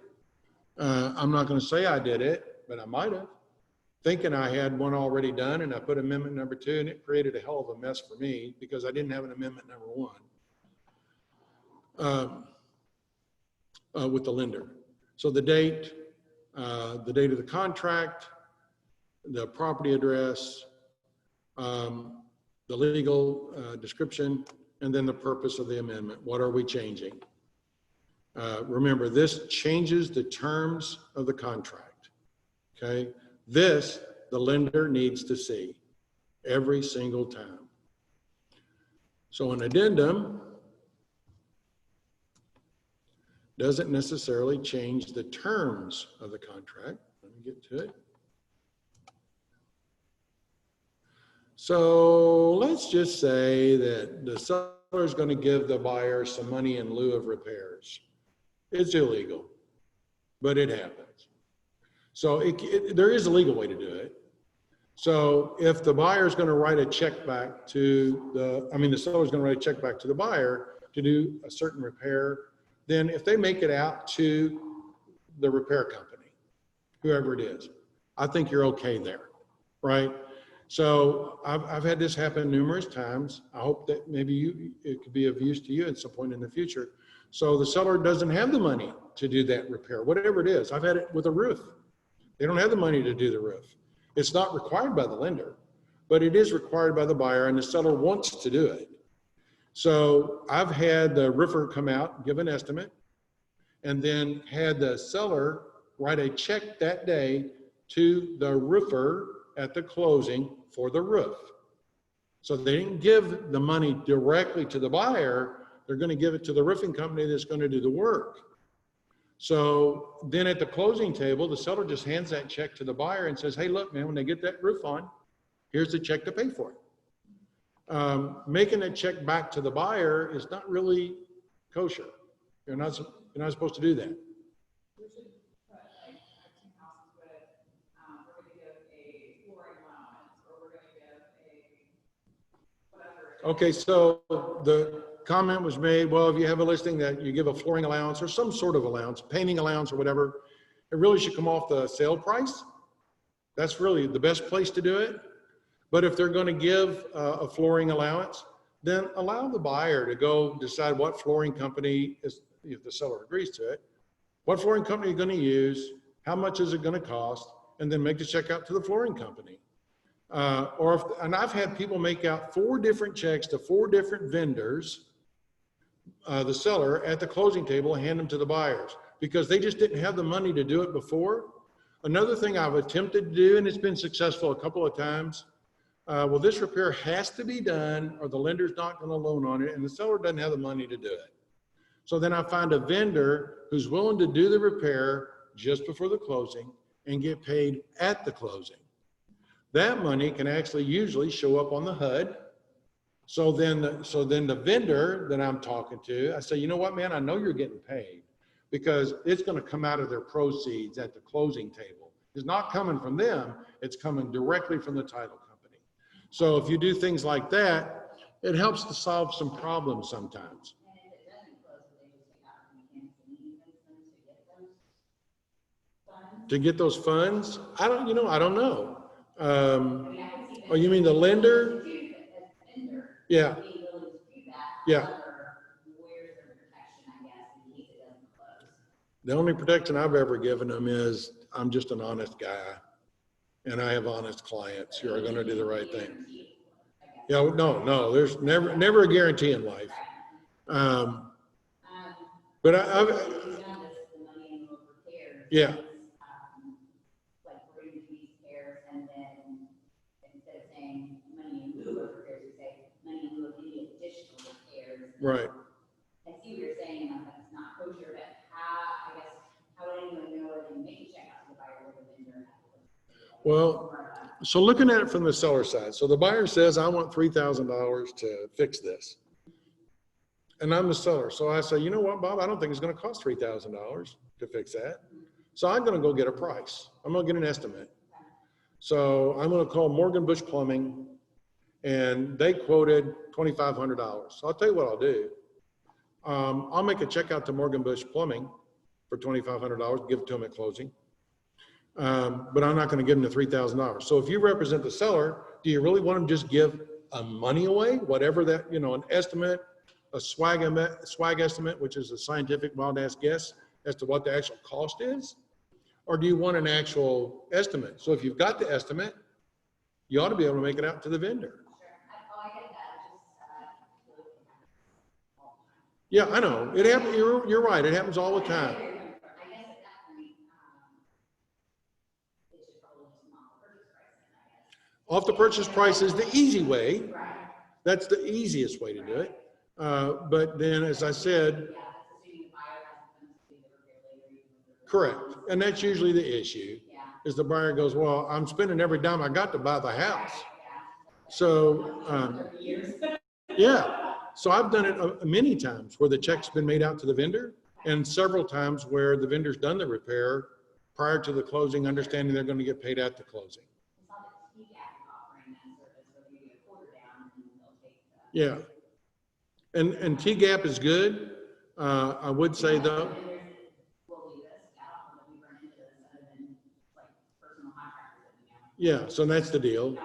you know, it's just people that I know, an electrician that I know who trusts me and then therefore trust my client. Oh yeah. I've done that with United Dynamics 2 or 3 times on structural repairs. Yeah. So they've done the work and then gotten paid at the closing. No, but I mean, I know those guys really good, and they'd probably come kill me if they didn't get paid. But anyway, so an addendum doesn't really affect the terms of the contract, but it's something outside of those terms that they've all agreed to do. But when you change the terms, it has to be done with an amendment. Okay, now let's see. We did an agency, we did addendum, an amendment, above and beyond. Closing authorization. So I think, and a lot of guys don't care about this anymore. A lot of title companies, there's a lot of title companies that said, I don't care what they signed, I'm not gonna let them in the same room at the same time because of COVID. Okay, fine. I'd like for the buyer and the seller to be in a room together as long as you do things correctly before you get to the closing table. So closing day should be a good, joyous day. The buyer's getting the house and the seller's getting rid of it. So it should be joyous. So as long as you do your job well enough, most of the time, it is a joyous occasion. So when they're sitting across from each other, they learn things from each other that are very helpful. So I like for them to be in the room together. But again, it's a lot of times now, it's just not happening.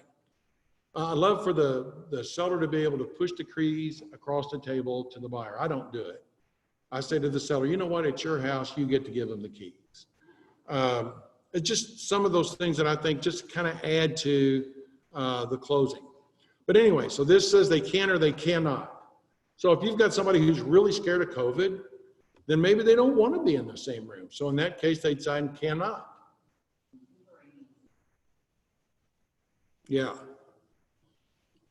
So it's a good form to have, but like I say, it doesn't matter sometimes these days because they won't let them in the same room together anyway. There's a title company that I've used in the past that the closing agent's not even in the same room with you. They're in a separate room divided by a glass. They call you on your phone. You have your stack of documents. They have the same stack on the other side of the glass, and you go through them, flipping them together, and they explain them over the phone to you.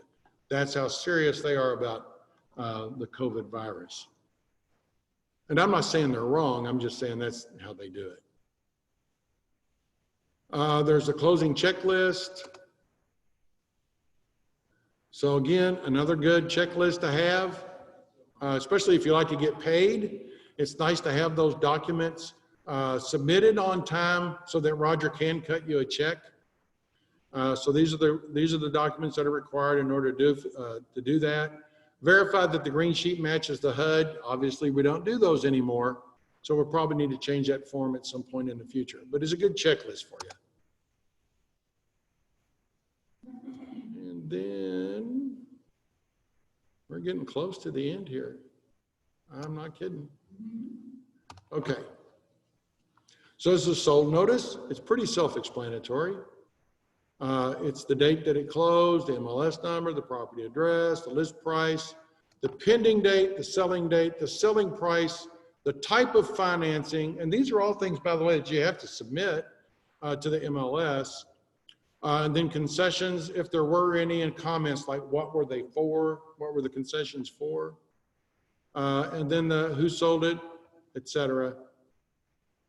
And that's it. I don't know, do these sold notices have to be submitted to SIRA? I don't think they do. They only have to be submitted to SIRA if you let the listing expire. Okay, they only have to be submitted to SIRA if you let the listing expire. Correct, to get it changed from expired to sold. So it's an important form that you need to fill out and have in your records.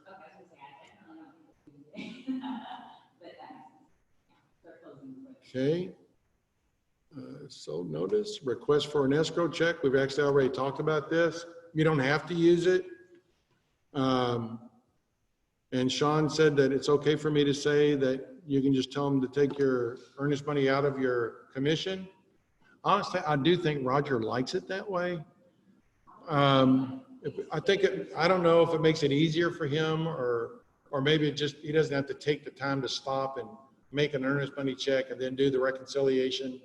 Just make sure you make a note of it on the commission check stub. Yes, yeah, absolutely, Sean. Make sure you make a note of it on the commission check stub. Make sure that you do that. Otherwise, you might not get paid. Well, Or it you just might makes get paid the it, wrong amount.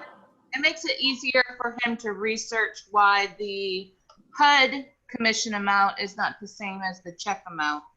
Right. So, hey, Sean, question for you. So when they're submitting all this stuff, they can send him a note through command, correct? Yes. Okay. And if you want to know how to do that, Sean would be the person to talk to. I don't know how. You mean on the account, the commissions tab? Yeah, Is that there? yeah, Okay. yeah, because you want to make sure you get paid, and you also want to make Roger's job a little bit easier. I like the idea of taking out the commissions, it's one less trip for us. Well, yeah, Check since we're not in here. right. Yeah, since we've become so digital. Okay, so the listing contract renewal. So you got a client, you didn't get the property sold, and they're going to let you relist it. So this is what you have to fill out. It's pretty self-explanatory. This has to be faxed to Syra 24 hours before it expires. I would do it 48 if I could, before it expires. Once it expires, Syra will not say, I'll give you grace and we'll go ahead and extend it.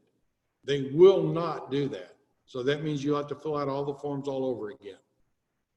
So listing contract renewal form. Hopefully we never need it. Okay. Above and beyond, I'm going to skip that. I don't think that anybody actually uses that anymore. Referral information form. Let's see what we got there. Okay, so are you going to do a referral? Here's the paperwork to fill out for a referral. It's signed by the brokers, by a broker and the agent, both. So the agent over here, the broker over here.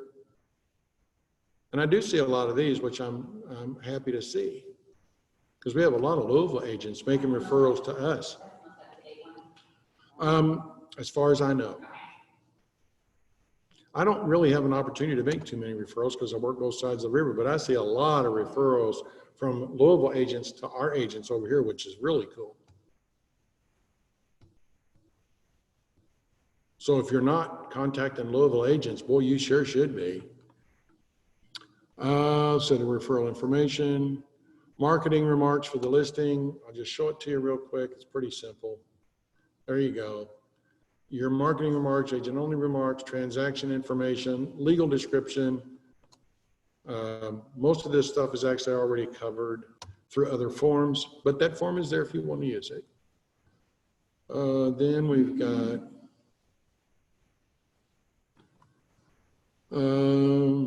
client contact form. Remember I told you the company doesn't care.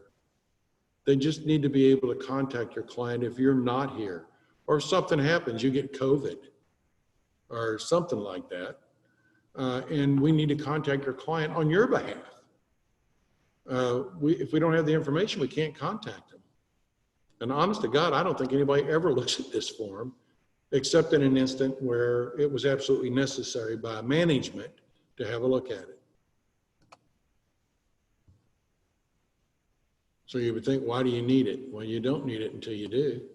I feel like most of that information is their closing statements with the type of. Well, so their phone number, In command, I guess I feel like it's. yeah. So we can't access your command.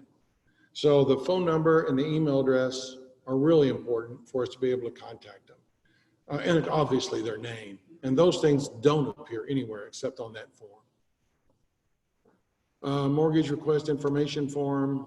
This is something they're going to have to fill out sooner or later with their mortgage company information, the phone number, the account number. And the more of that information you can provide to the title company, the quicker you're going to get to closing. Okay, so that's that information. Okay, I think all we got left is the listing change form. Yeah. So you're going to change something on the listing. The biggest thing would be the list price. That's why it has its own little block. This is signed by your client, by you, and by the broker, so that you can make those changes that are needed. And I will say this to you, if you're going to change something about the listing, if you think it's not important and you don't feel like you need to fill out the form, you're wrong. It does need to be, yeah, it does need to be filled out so that your client can come back later and say, I never said that. I didn't agree to that. So our business, honestly, is a whole lot about CYA, a whole lot. Hey, Bob. Yes. Oh, I'm sorry, Morgan. Yeah. Oh, sorry. Go I ahead, usually tell people to use an amendment instead of this listing change form, just because it has that language in there that all of the other terms of the contract stays the same, and this one does not. So I don't necessarily love this form. Yeah. What is your opinion? Well, I think it goes either way. I think it could be assumed that all the other terms are the same, that nothing changed, but you're right. If you use an amendment to the listing contract, then, you know, that does say, you know, this is the only thing we're changing. So yeah, I think it's a good point.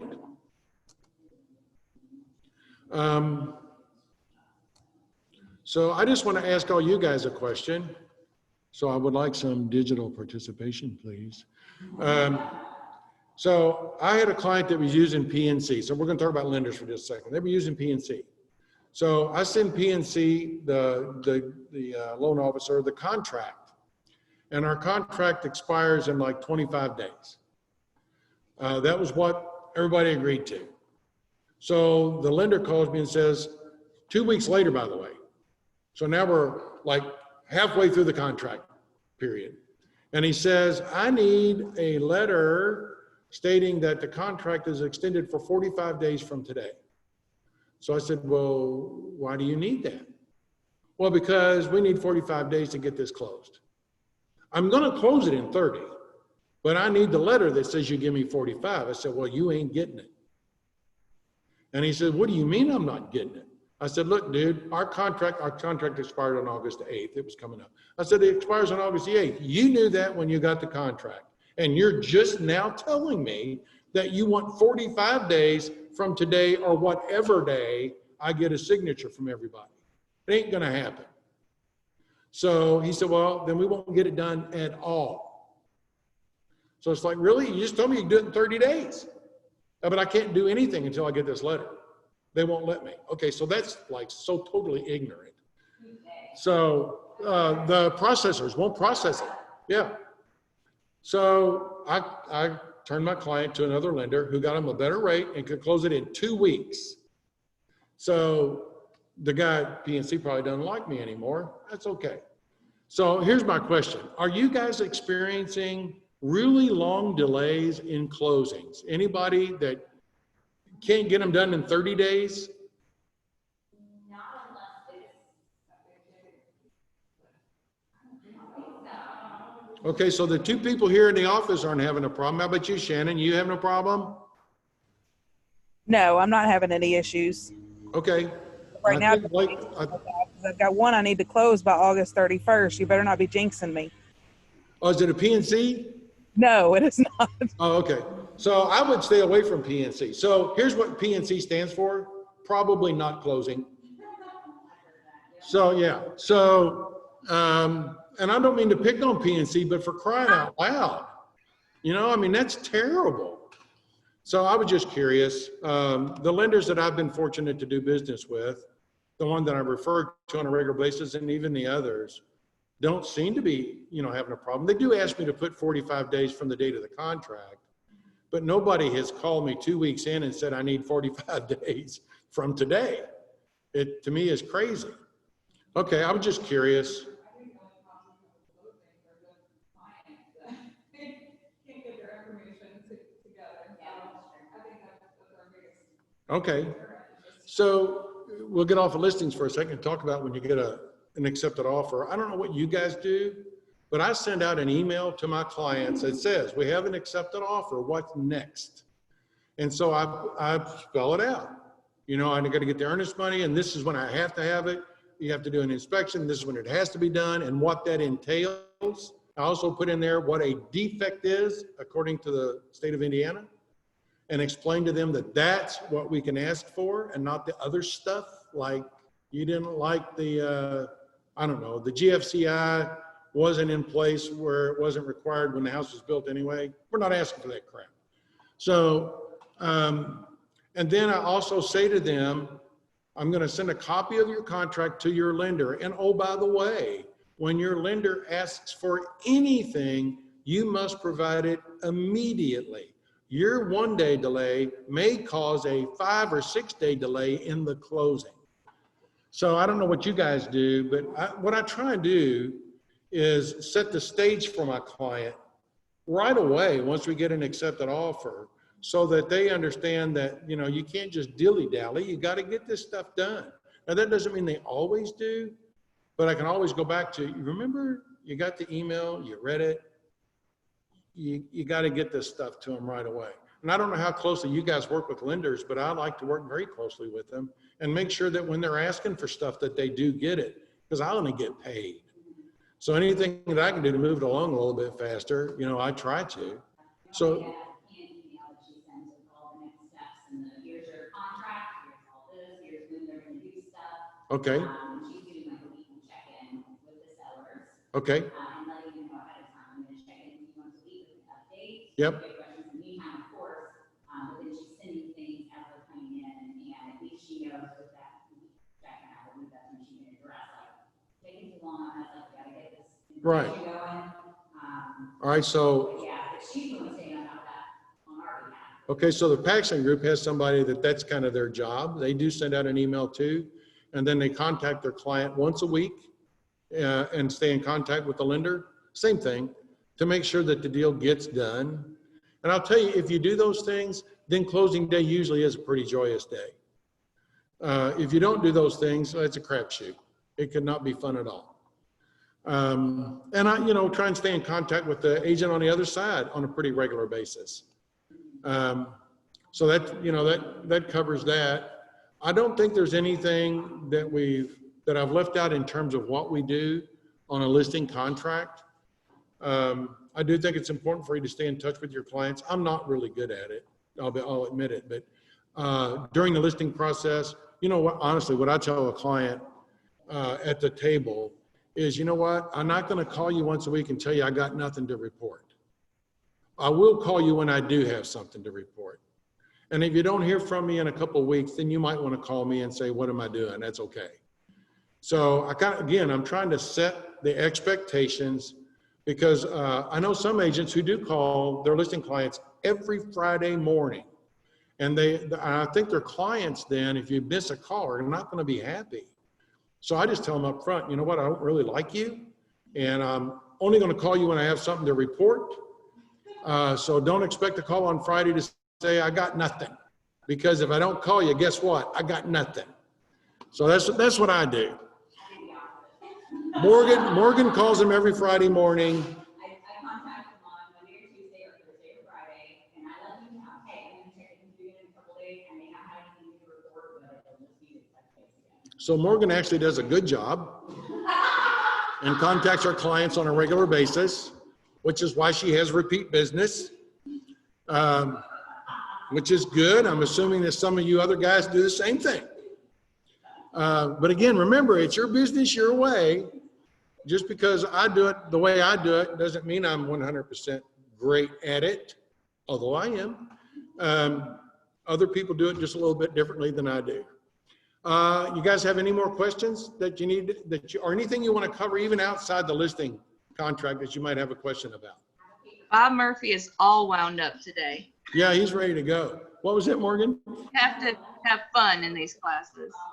Oh, Morgan has 27 questions, so if you guys will be just patient, I'll repeat them. Only four. We ran into, we had a client whose first right was activated. Mm-hmm. We noticed later that afternoon that the listing agent went ahead and marked it pending with the other agent's information. Curious if that's, I mean, they knew it was going to go pending, but I felt like they did that before our client had the opportunity to add to move forward. Right. Wasn't something we're like, we're reporting you for that, but it was kind of like, is that a normal thing? No, that is not, no, it's not normal. It should stay active until we. Right, right. Or until they're technically. Yeah, so in my opinion, so here's what happened. Morgan had a first right on her property. They were notified that the seller had accepted another offer. So immediately, the agent who had the listing showed it pending with the other agent before our client could respond to the first right notification. Was that the right thing to do? I think not. I also think that maybe they weren't serving their seller the best way because now it's pending. So how many buyers did they just lose because they marked it pending? Even though it's probably gonna be, I get that, but you also don't know what deals are gonna drop out. I will tell you this, I'll bet you that I sign at least 2 mutual releases every day for our office, no joke. So I want my property marketed for as long as I can, just in case I have to sign a mutual release for one of my deals. So yeah, I don't think what they did was correct. They could, if your client decides to move forward, they can go in, I'm sure, and change it to the correct agent. But imagine then how the agent who wrote that offer, who's now not going to get it, is going to feel after it's been marked pending in their name. I think it causes confusion.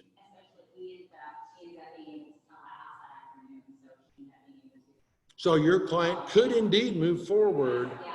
So they had to change it in the system. So. I thought that was a little funky, but that was the first time we've seen it. Okay, so wasn't a wise decision. Okay, so. And I was like, well, is that something we should be doing on our side? But it didn't seem right. Yeah, that doesn't sound right. I'm not saying that it's illegal or that they can't do it, but it's not something I would do.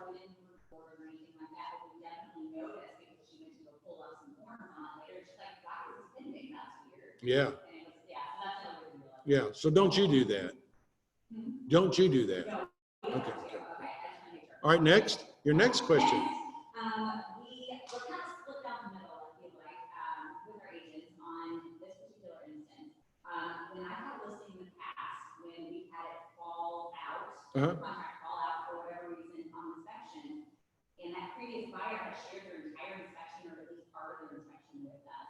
It was my understanding that once they shared that with us, my seller can now share that if they like with future buyers without necessarily me having to go back and ask them. That is correct. Okay. So we're kind of split on that because it's like, well, now the seller knows this information, and I feel like it's probably best represented coming in the form of yours. Right. So we have a duty to our clients to keep things confidential. So the question is, if we have the seller, a deal falls apart because of inspections, the buyer shared the complete report with us, can we now share it with others? My understanding of it is, from an attorney, is yes, you can. Once that is shared with you, it's basically then public. It's not confidential. And so if your seller then wants to share it with another potential buyer, you're free to do so. Thank you. Now, we were kind of split in the middle, like I see both sides without having to go back and ask them, like, good, go back and ask the buyer's agent. Like, they had the opportunity to say no, and now you're not going to share it. So, right. Okay, that was my understanding, is now the seller's property. It is, yeah, at that point, it's a seller's property, even though they didn't pay for it. The additional further conditions verbiage of the verbiage contingent upon buyers subject to approval Yes, you know, okay. yes. It was on there, it was asked to be removed at some point, we thought by IAR, we even had an instance where Todd had talked to you about Yeah. adding that back in there. Yeah. Or should we? All right. So the question about in further conditions on a purchase agreement, this verbiage, contingent upon subjective review and acceptance of all inspections by the buyer. I've preached that for a long time. Now, the IAR attorneys, John Kraft, people sleeping on the street, they all say I'm wrong, that we shouldn't do that I'm actually practicing law if I put that verbiage in there. So it's never been tested, never been tested. This is my personal feeling on it, right? This is my opinion. If I write in there anything in further conditions, aren't I practicing law? So in my opinion, using that verbiage is not practicing law. Now, it's never been tested. I might be proved wrong. Now, I have adjusted that just a little bit because the IAR attorney said, Bob, they can back out of this for any reason. They could not like the color of the wallpaper later on, not realizing it was that color when they first went through the house. I said, okay, so here's what I write now. Contingent upon subjective review and acceptance of the home inspection and the pest inspection by the buyer or buyers. Contingent upon subjective review and acceptance of the home inspection and the pest inspection. Now, what does that do? It limits then the subjectiveness that the buyer has only to the home inspection and the pest inspection. So Bob, I have a question. Yes. If they don't want us to be acting as attorneys, then why is there a further conditions on the contract to begin with? Well, I would agree with that, Sean. And honestly, I am a practicing attorney in my dreams. So I don't know why I can't practice when I'm awake. Just curious. Yeah. So, and that's the same argument that I make. John has said, yeah, but you're actually changing the terms in the pre-printed contract. I don't give a crap. I still don't think that I'm practicing law. I'm just simply negotiating the circumstances of the contract. I have had some other agents when I put that in there for my buyers, they're good agents and they're catching that. Yeah. And they're saying, we don't accept that and they'll counter offer just to remove that. Right. And I'm like, oh, we tried. So over the years, some agents have wised up a little bit. And Morgan was just saying, and when they see that in a contract, they will strike it. That is, you know, so they counterback that needs to be removed. So kind of what I say to that agent is, so what is it your seller's trying to hide? Because if they're not going to let my guy back out for, you know, good reasons, then what is it they're trying to hide? Now, it doesn't always work, but you know. Yeah, I think it was more so when it was the for any reason. Yeah, right, right. Like, what is this? You know, like, I'm basic. Right. Mental layer protection. So without that wording in there, you realize that the seller has the right to cure. Oh my God, what a mess. So you ask for legitimate defects to be corrected, and the seller corrects them in the way they think is acceptable. Now, who has final say? The seller, the buyer, a stranger? Who has final say in determining whether or not that correction was done correctly or to the satisfaction of the buyer or a reasonable person? So that's one of the reasons I put it in there. I don't like that the seller has the right to cure without any further verbiage about, well, what happens with the cure? Yeah, Ashley? Yes, I can say it exactly again. It is contingent upon subjective review and acceptance of the home inspection and the pest inspection by the buyer. Contingent upon subjective review and acceptance of the home inspection and the pest inspection by the buyer. Now, someday, John Kraft, who, by the way, we're the same age. We went to different schools together, but we're exactly the same age. John tells me I'm wrong. But like I say, it's never been tested. I think John's a smart attorney, but we just don't agree on everything. So you can believe me or you can believe John. I don't care. It's however you want to do it.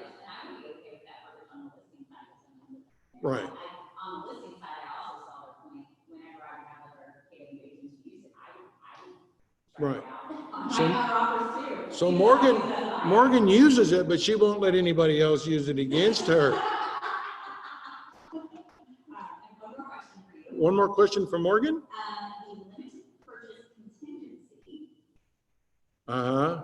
I feel like I've never reviewed that, and it came up. Shannon, was that one of your clients, I think, we talked about?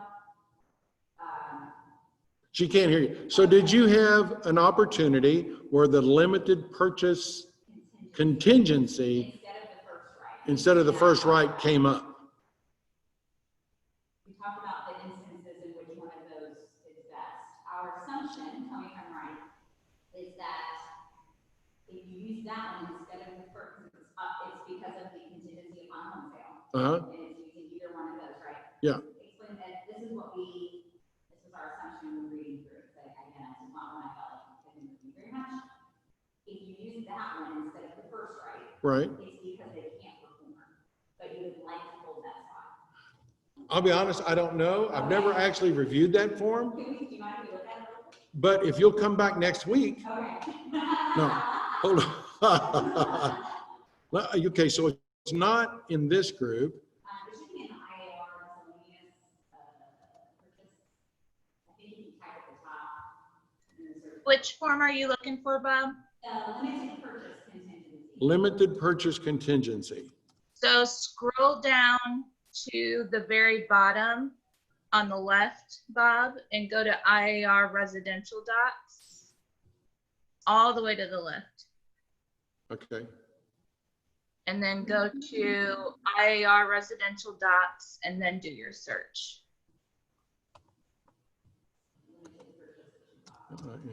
Limited purchase. Cool. Thanks, Sean. All right. So let's see what it does say. Property number 1 is to remain on the market and continue to be advertised and shown during the contingency period specified above. In the event another purchase agreement is accepted by the seller during the contingency period, prior to the buyer's removal of the contingency, this purchase agreement shall become null and void. Yeah, so it kind of sounds like you're right there, Morgan, that this is sort of like a first right, except if they get another offer, they automatically lose. So I don't know why anybody would do that. So let's talk about a first right of refusal for just a minute. How many of you guys would write a first right for a client who tells you they cannot and would not perform? As my due diligence to that buyer, I would try it if I thought they had a chance of being accepted, but to be honest with the listing agent, that they most likely could not perform. Okay, so Morgan says she would use it, but she'd let the listing agent know that they would not perform. So here's my feelings on it. Again, it's opinion. If somebody says to me, I want to do a first right, the first question I ask is, have you talked to your lender? And can you perform if you have to? And if they say no, or I wouldn't, I say, then I'm not writing it. And the reason is our code of ethics says that we treat everybody honestly and fairly. That's every party. That's the agents on the other side. That's the clients of those agents. And I don't think that we're being fair and honest if we write a first right of refusal knowing that they're not going to perform. Because let's be honest, when you write a first right of refusal and they put it as active with contingency, or some will put as pending, then it's probably not going to get the marketing activity that you would want. So I don't do it unless somebody says to me, Bob, I really want the house, but I would prefer to sell mine first. But if I can't, I'll move forward if I'm forced to. I will then. But if honestly, if they tell me, and I explain to them, guys, let's just play this out. So we write a first right offer, and then they get another offer, which by the way, can be for less money. I want to make sure they understand that. And they accept that other offer. You're not going to get it anyway. So why are you going to put everybody, yourself included, through all this paperwork, and yourself through the work and the worry of, oh my God, I hope it doesn't sell, when you're not going to get it anyway? Or use this one maybe. You could use that form, but To give them a shot to. yeah. I don't know. I mean, So that, it's not enough. yeah, so that's just, hey guys, I'll agree to give you this much money for the house if I ever sell mine. Right. To me, I don't know. It just doesn't seem to me to be a good idea. Yeah. Right, right. So Morgan says she won't accept that form, but she uses it.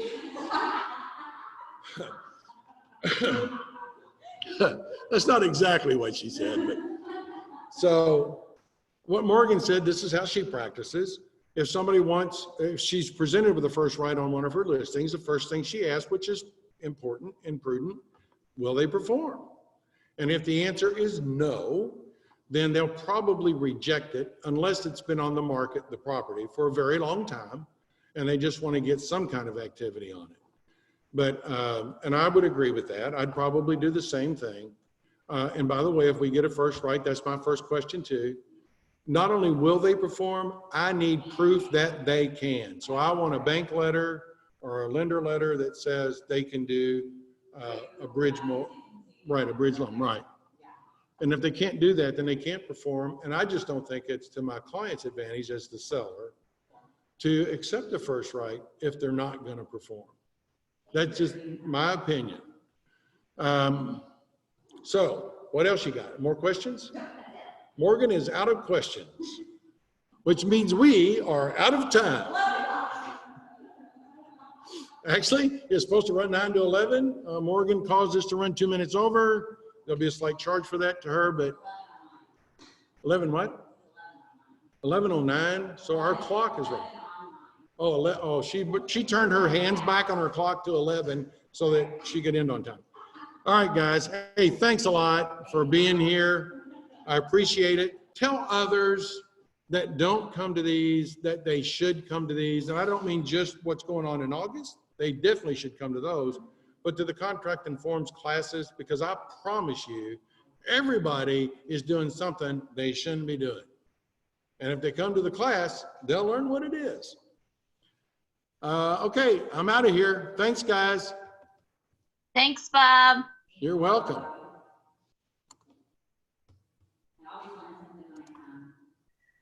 You know, hell, I learned something too. I mean, I learned what this form is like now. See, right?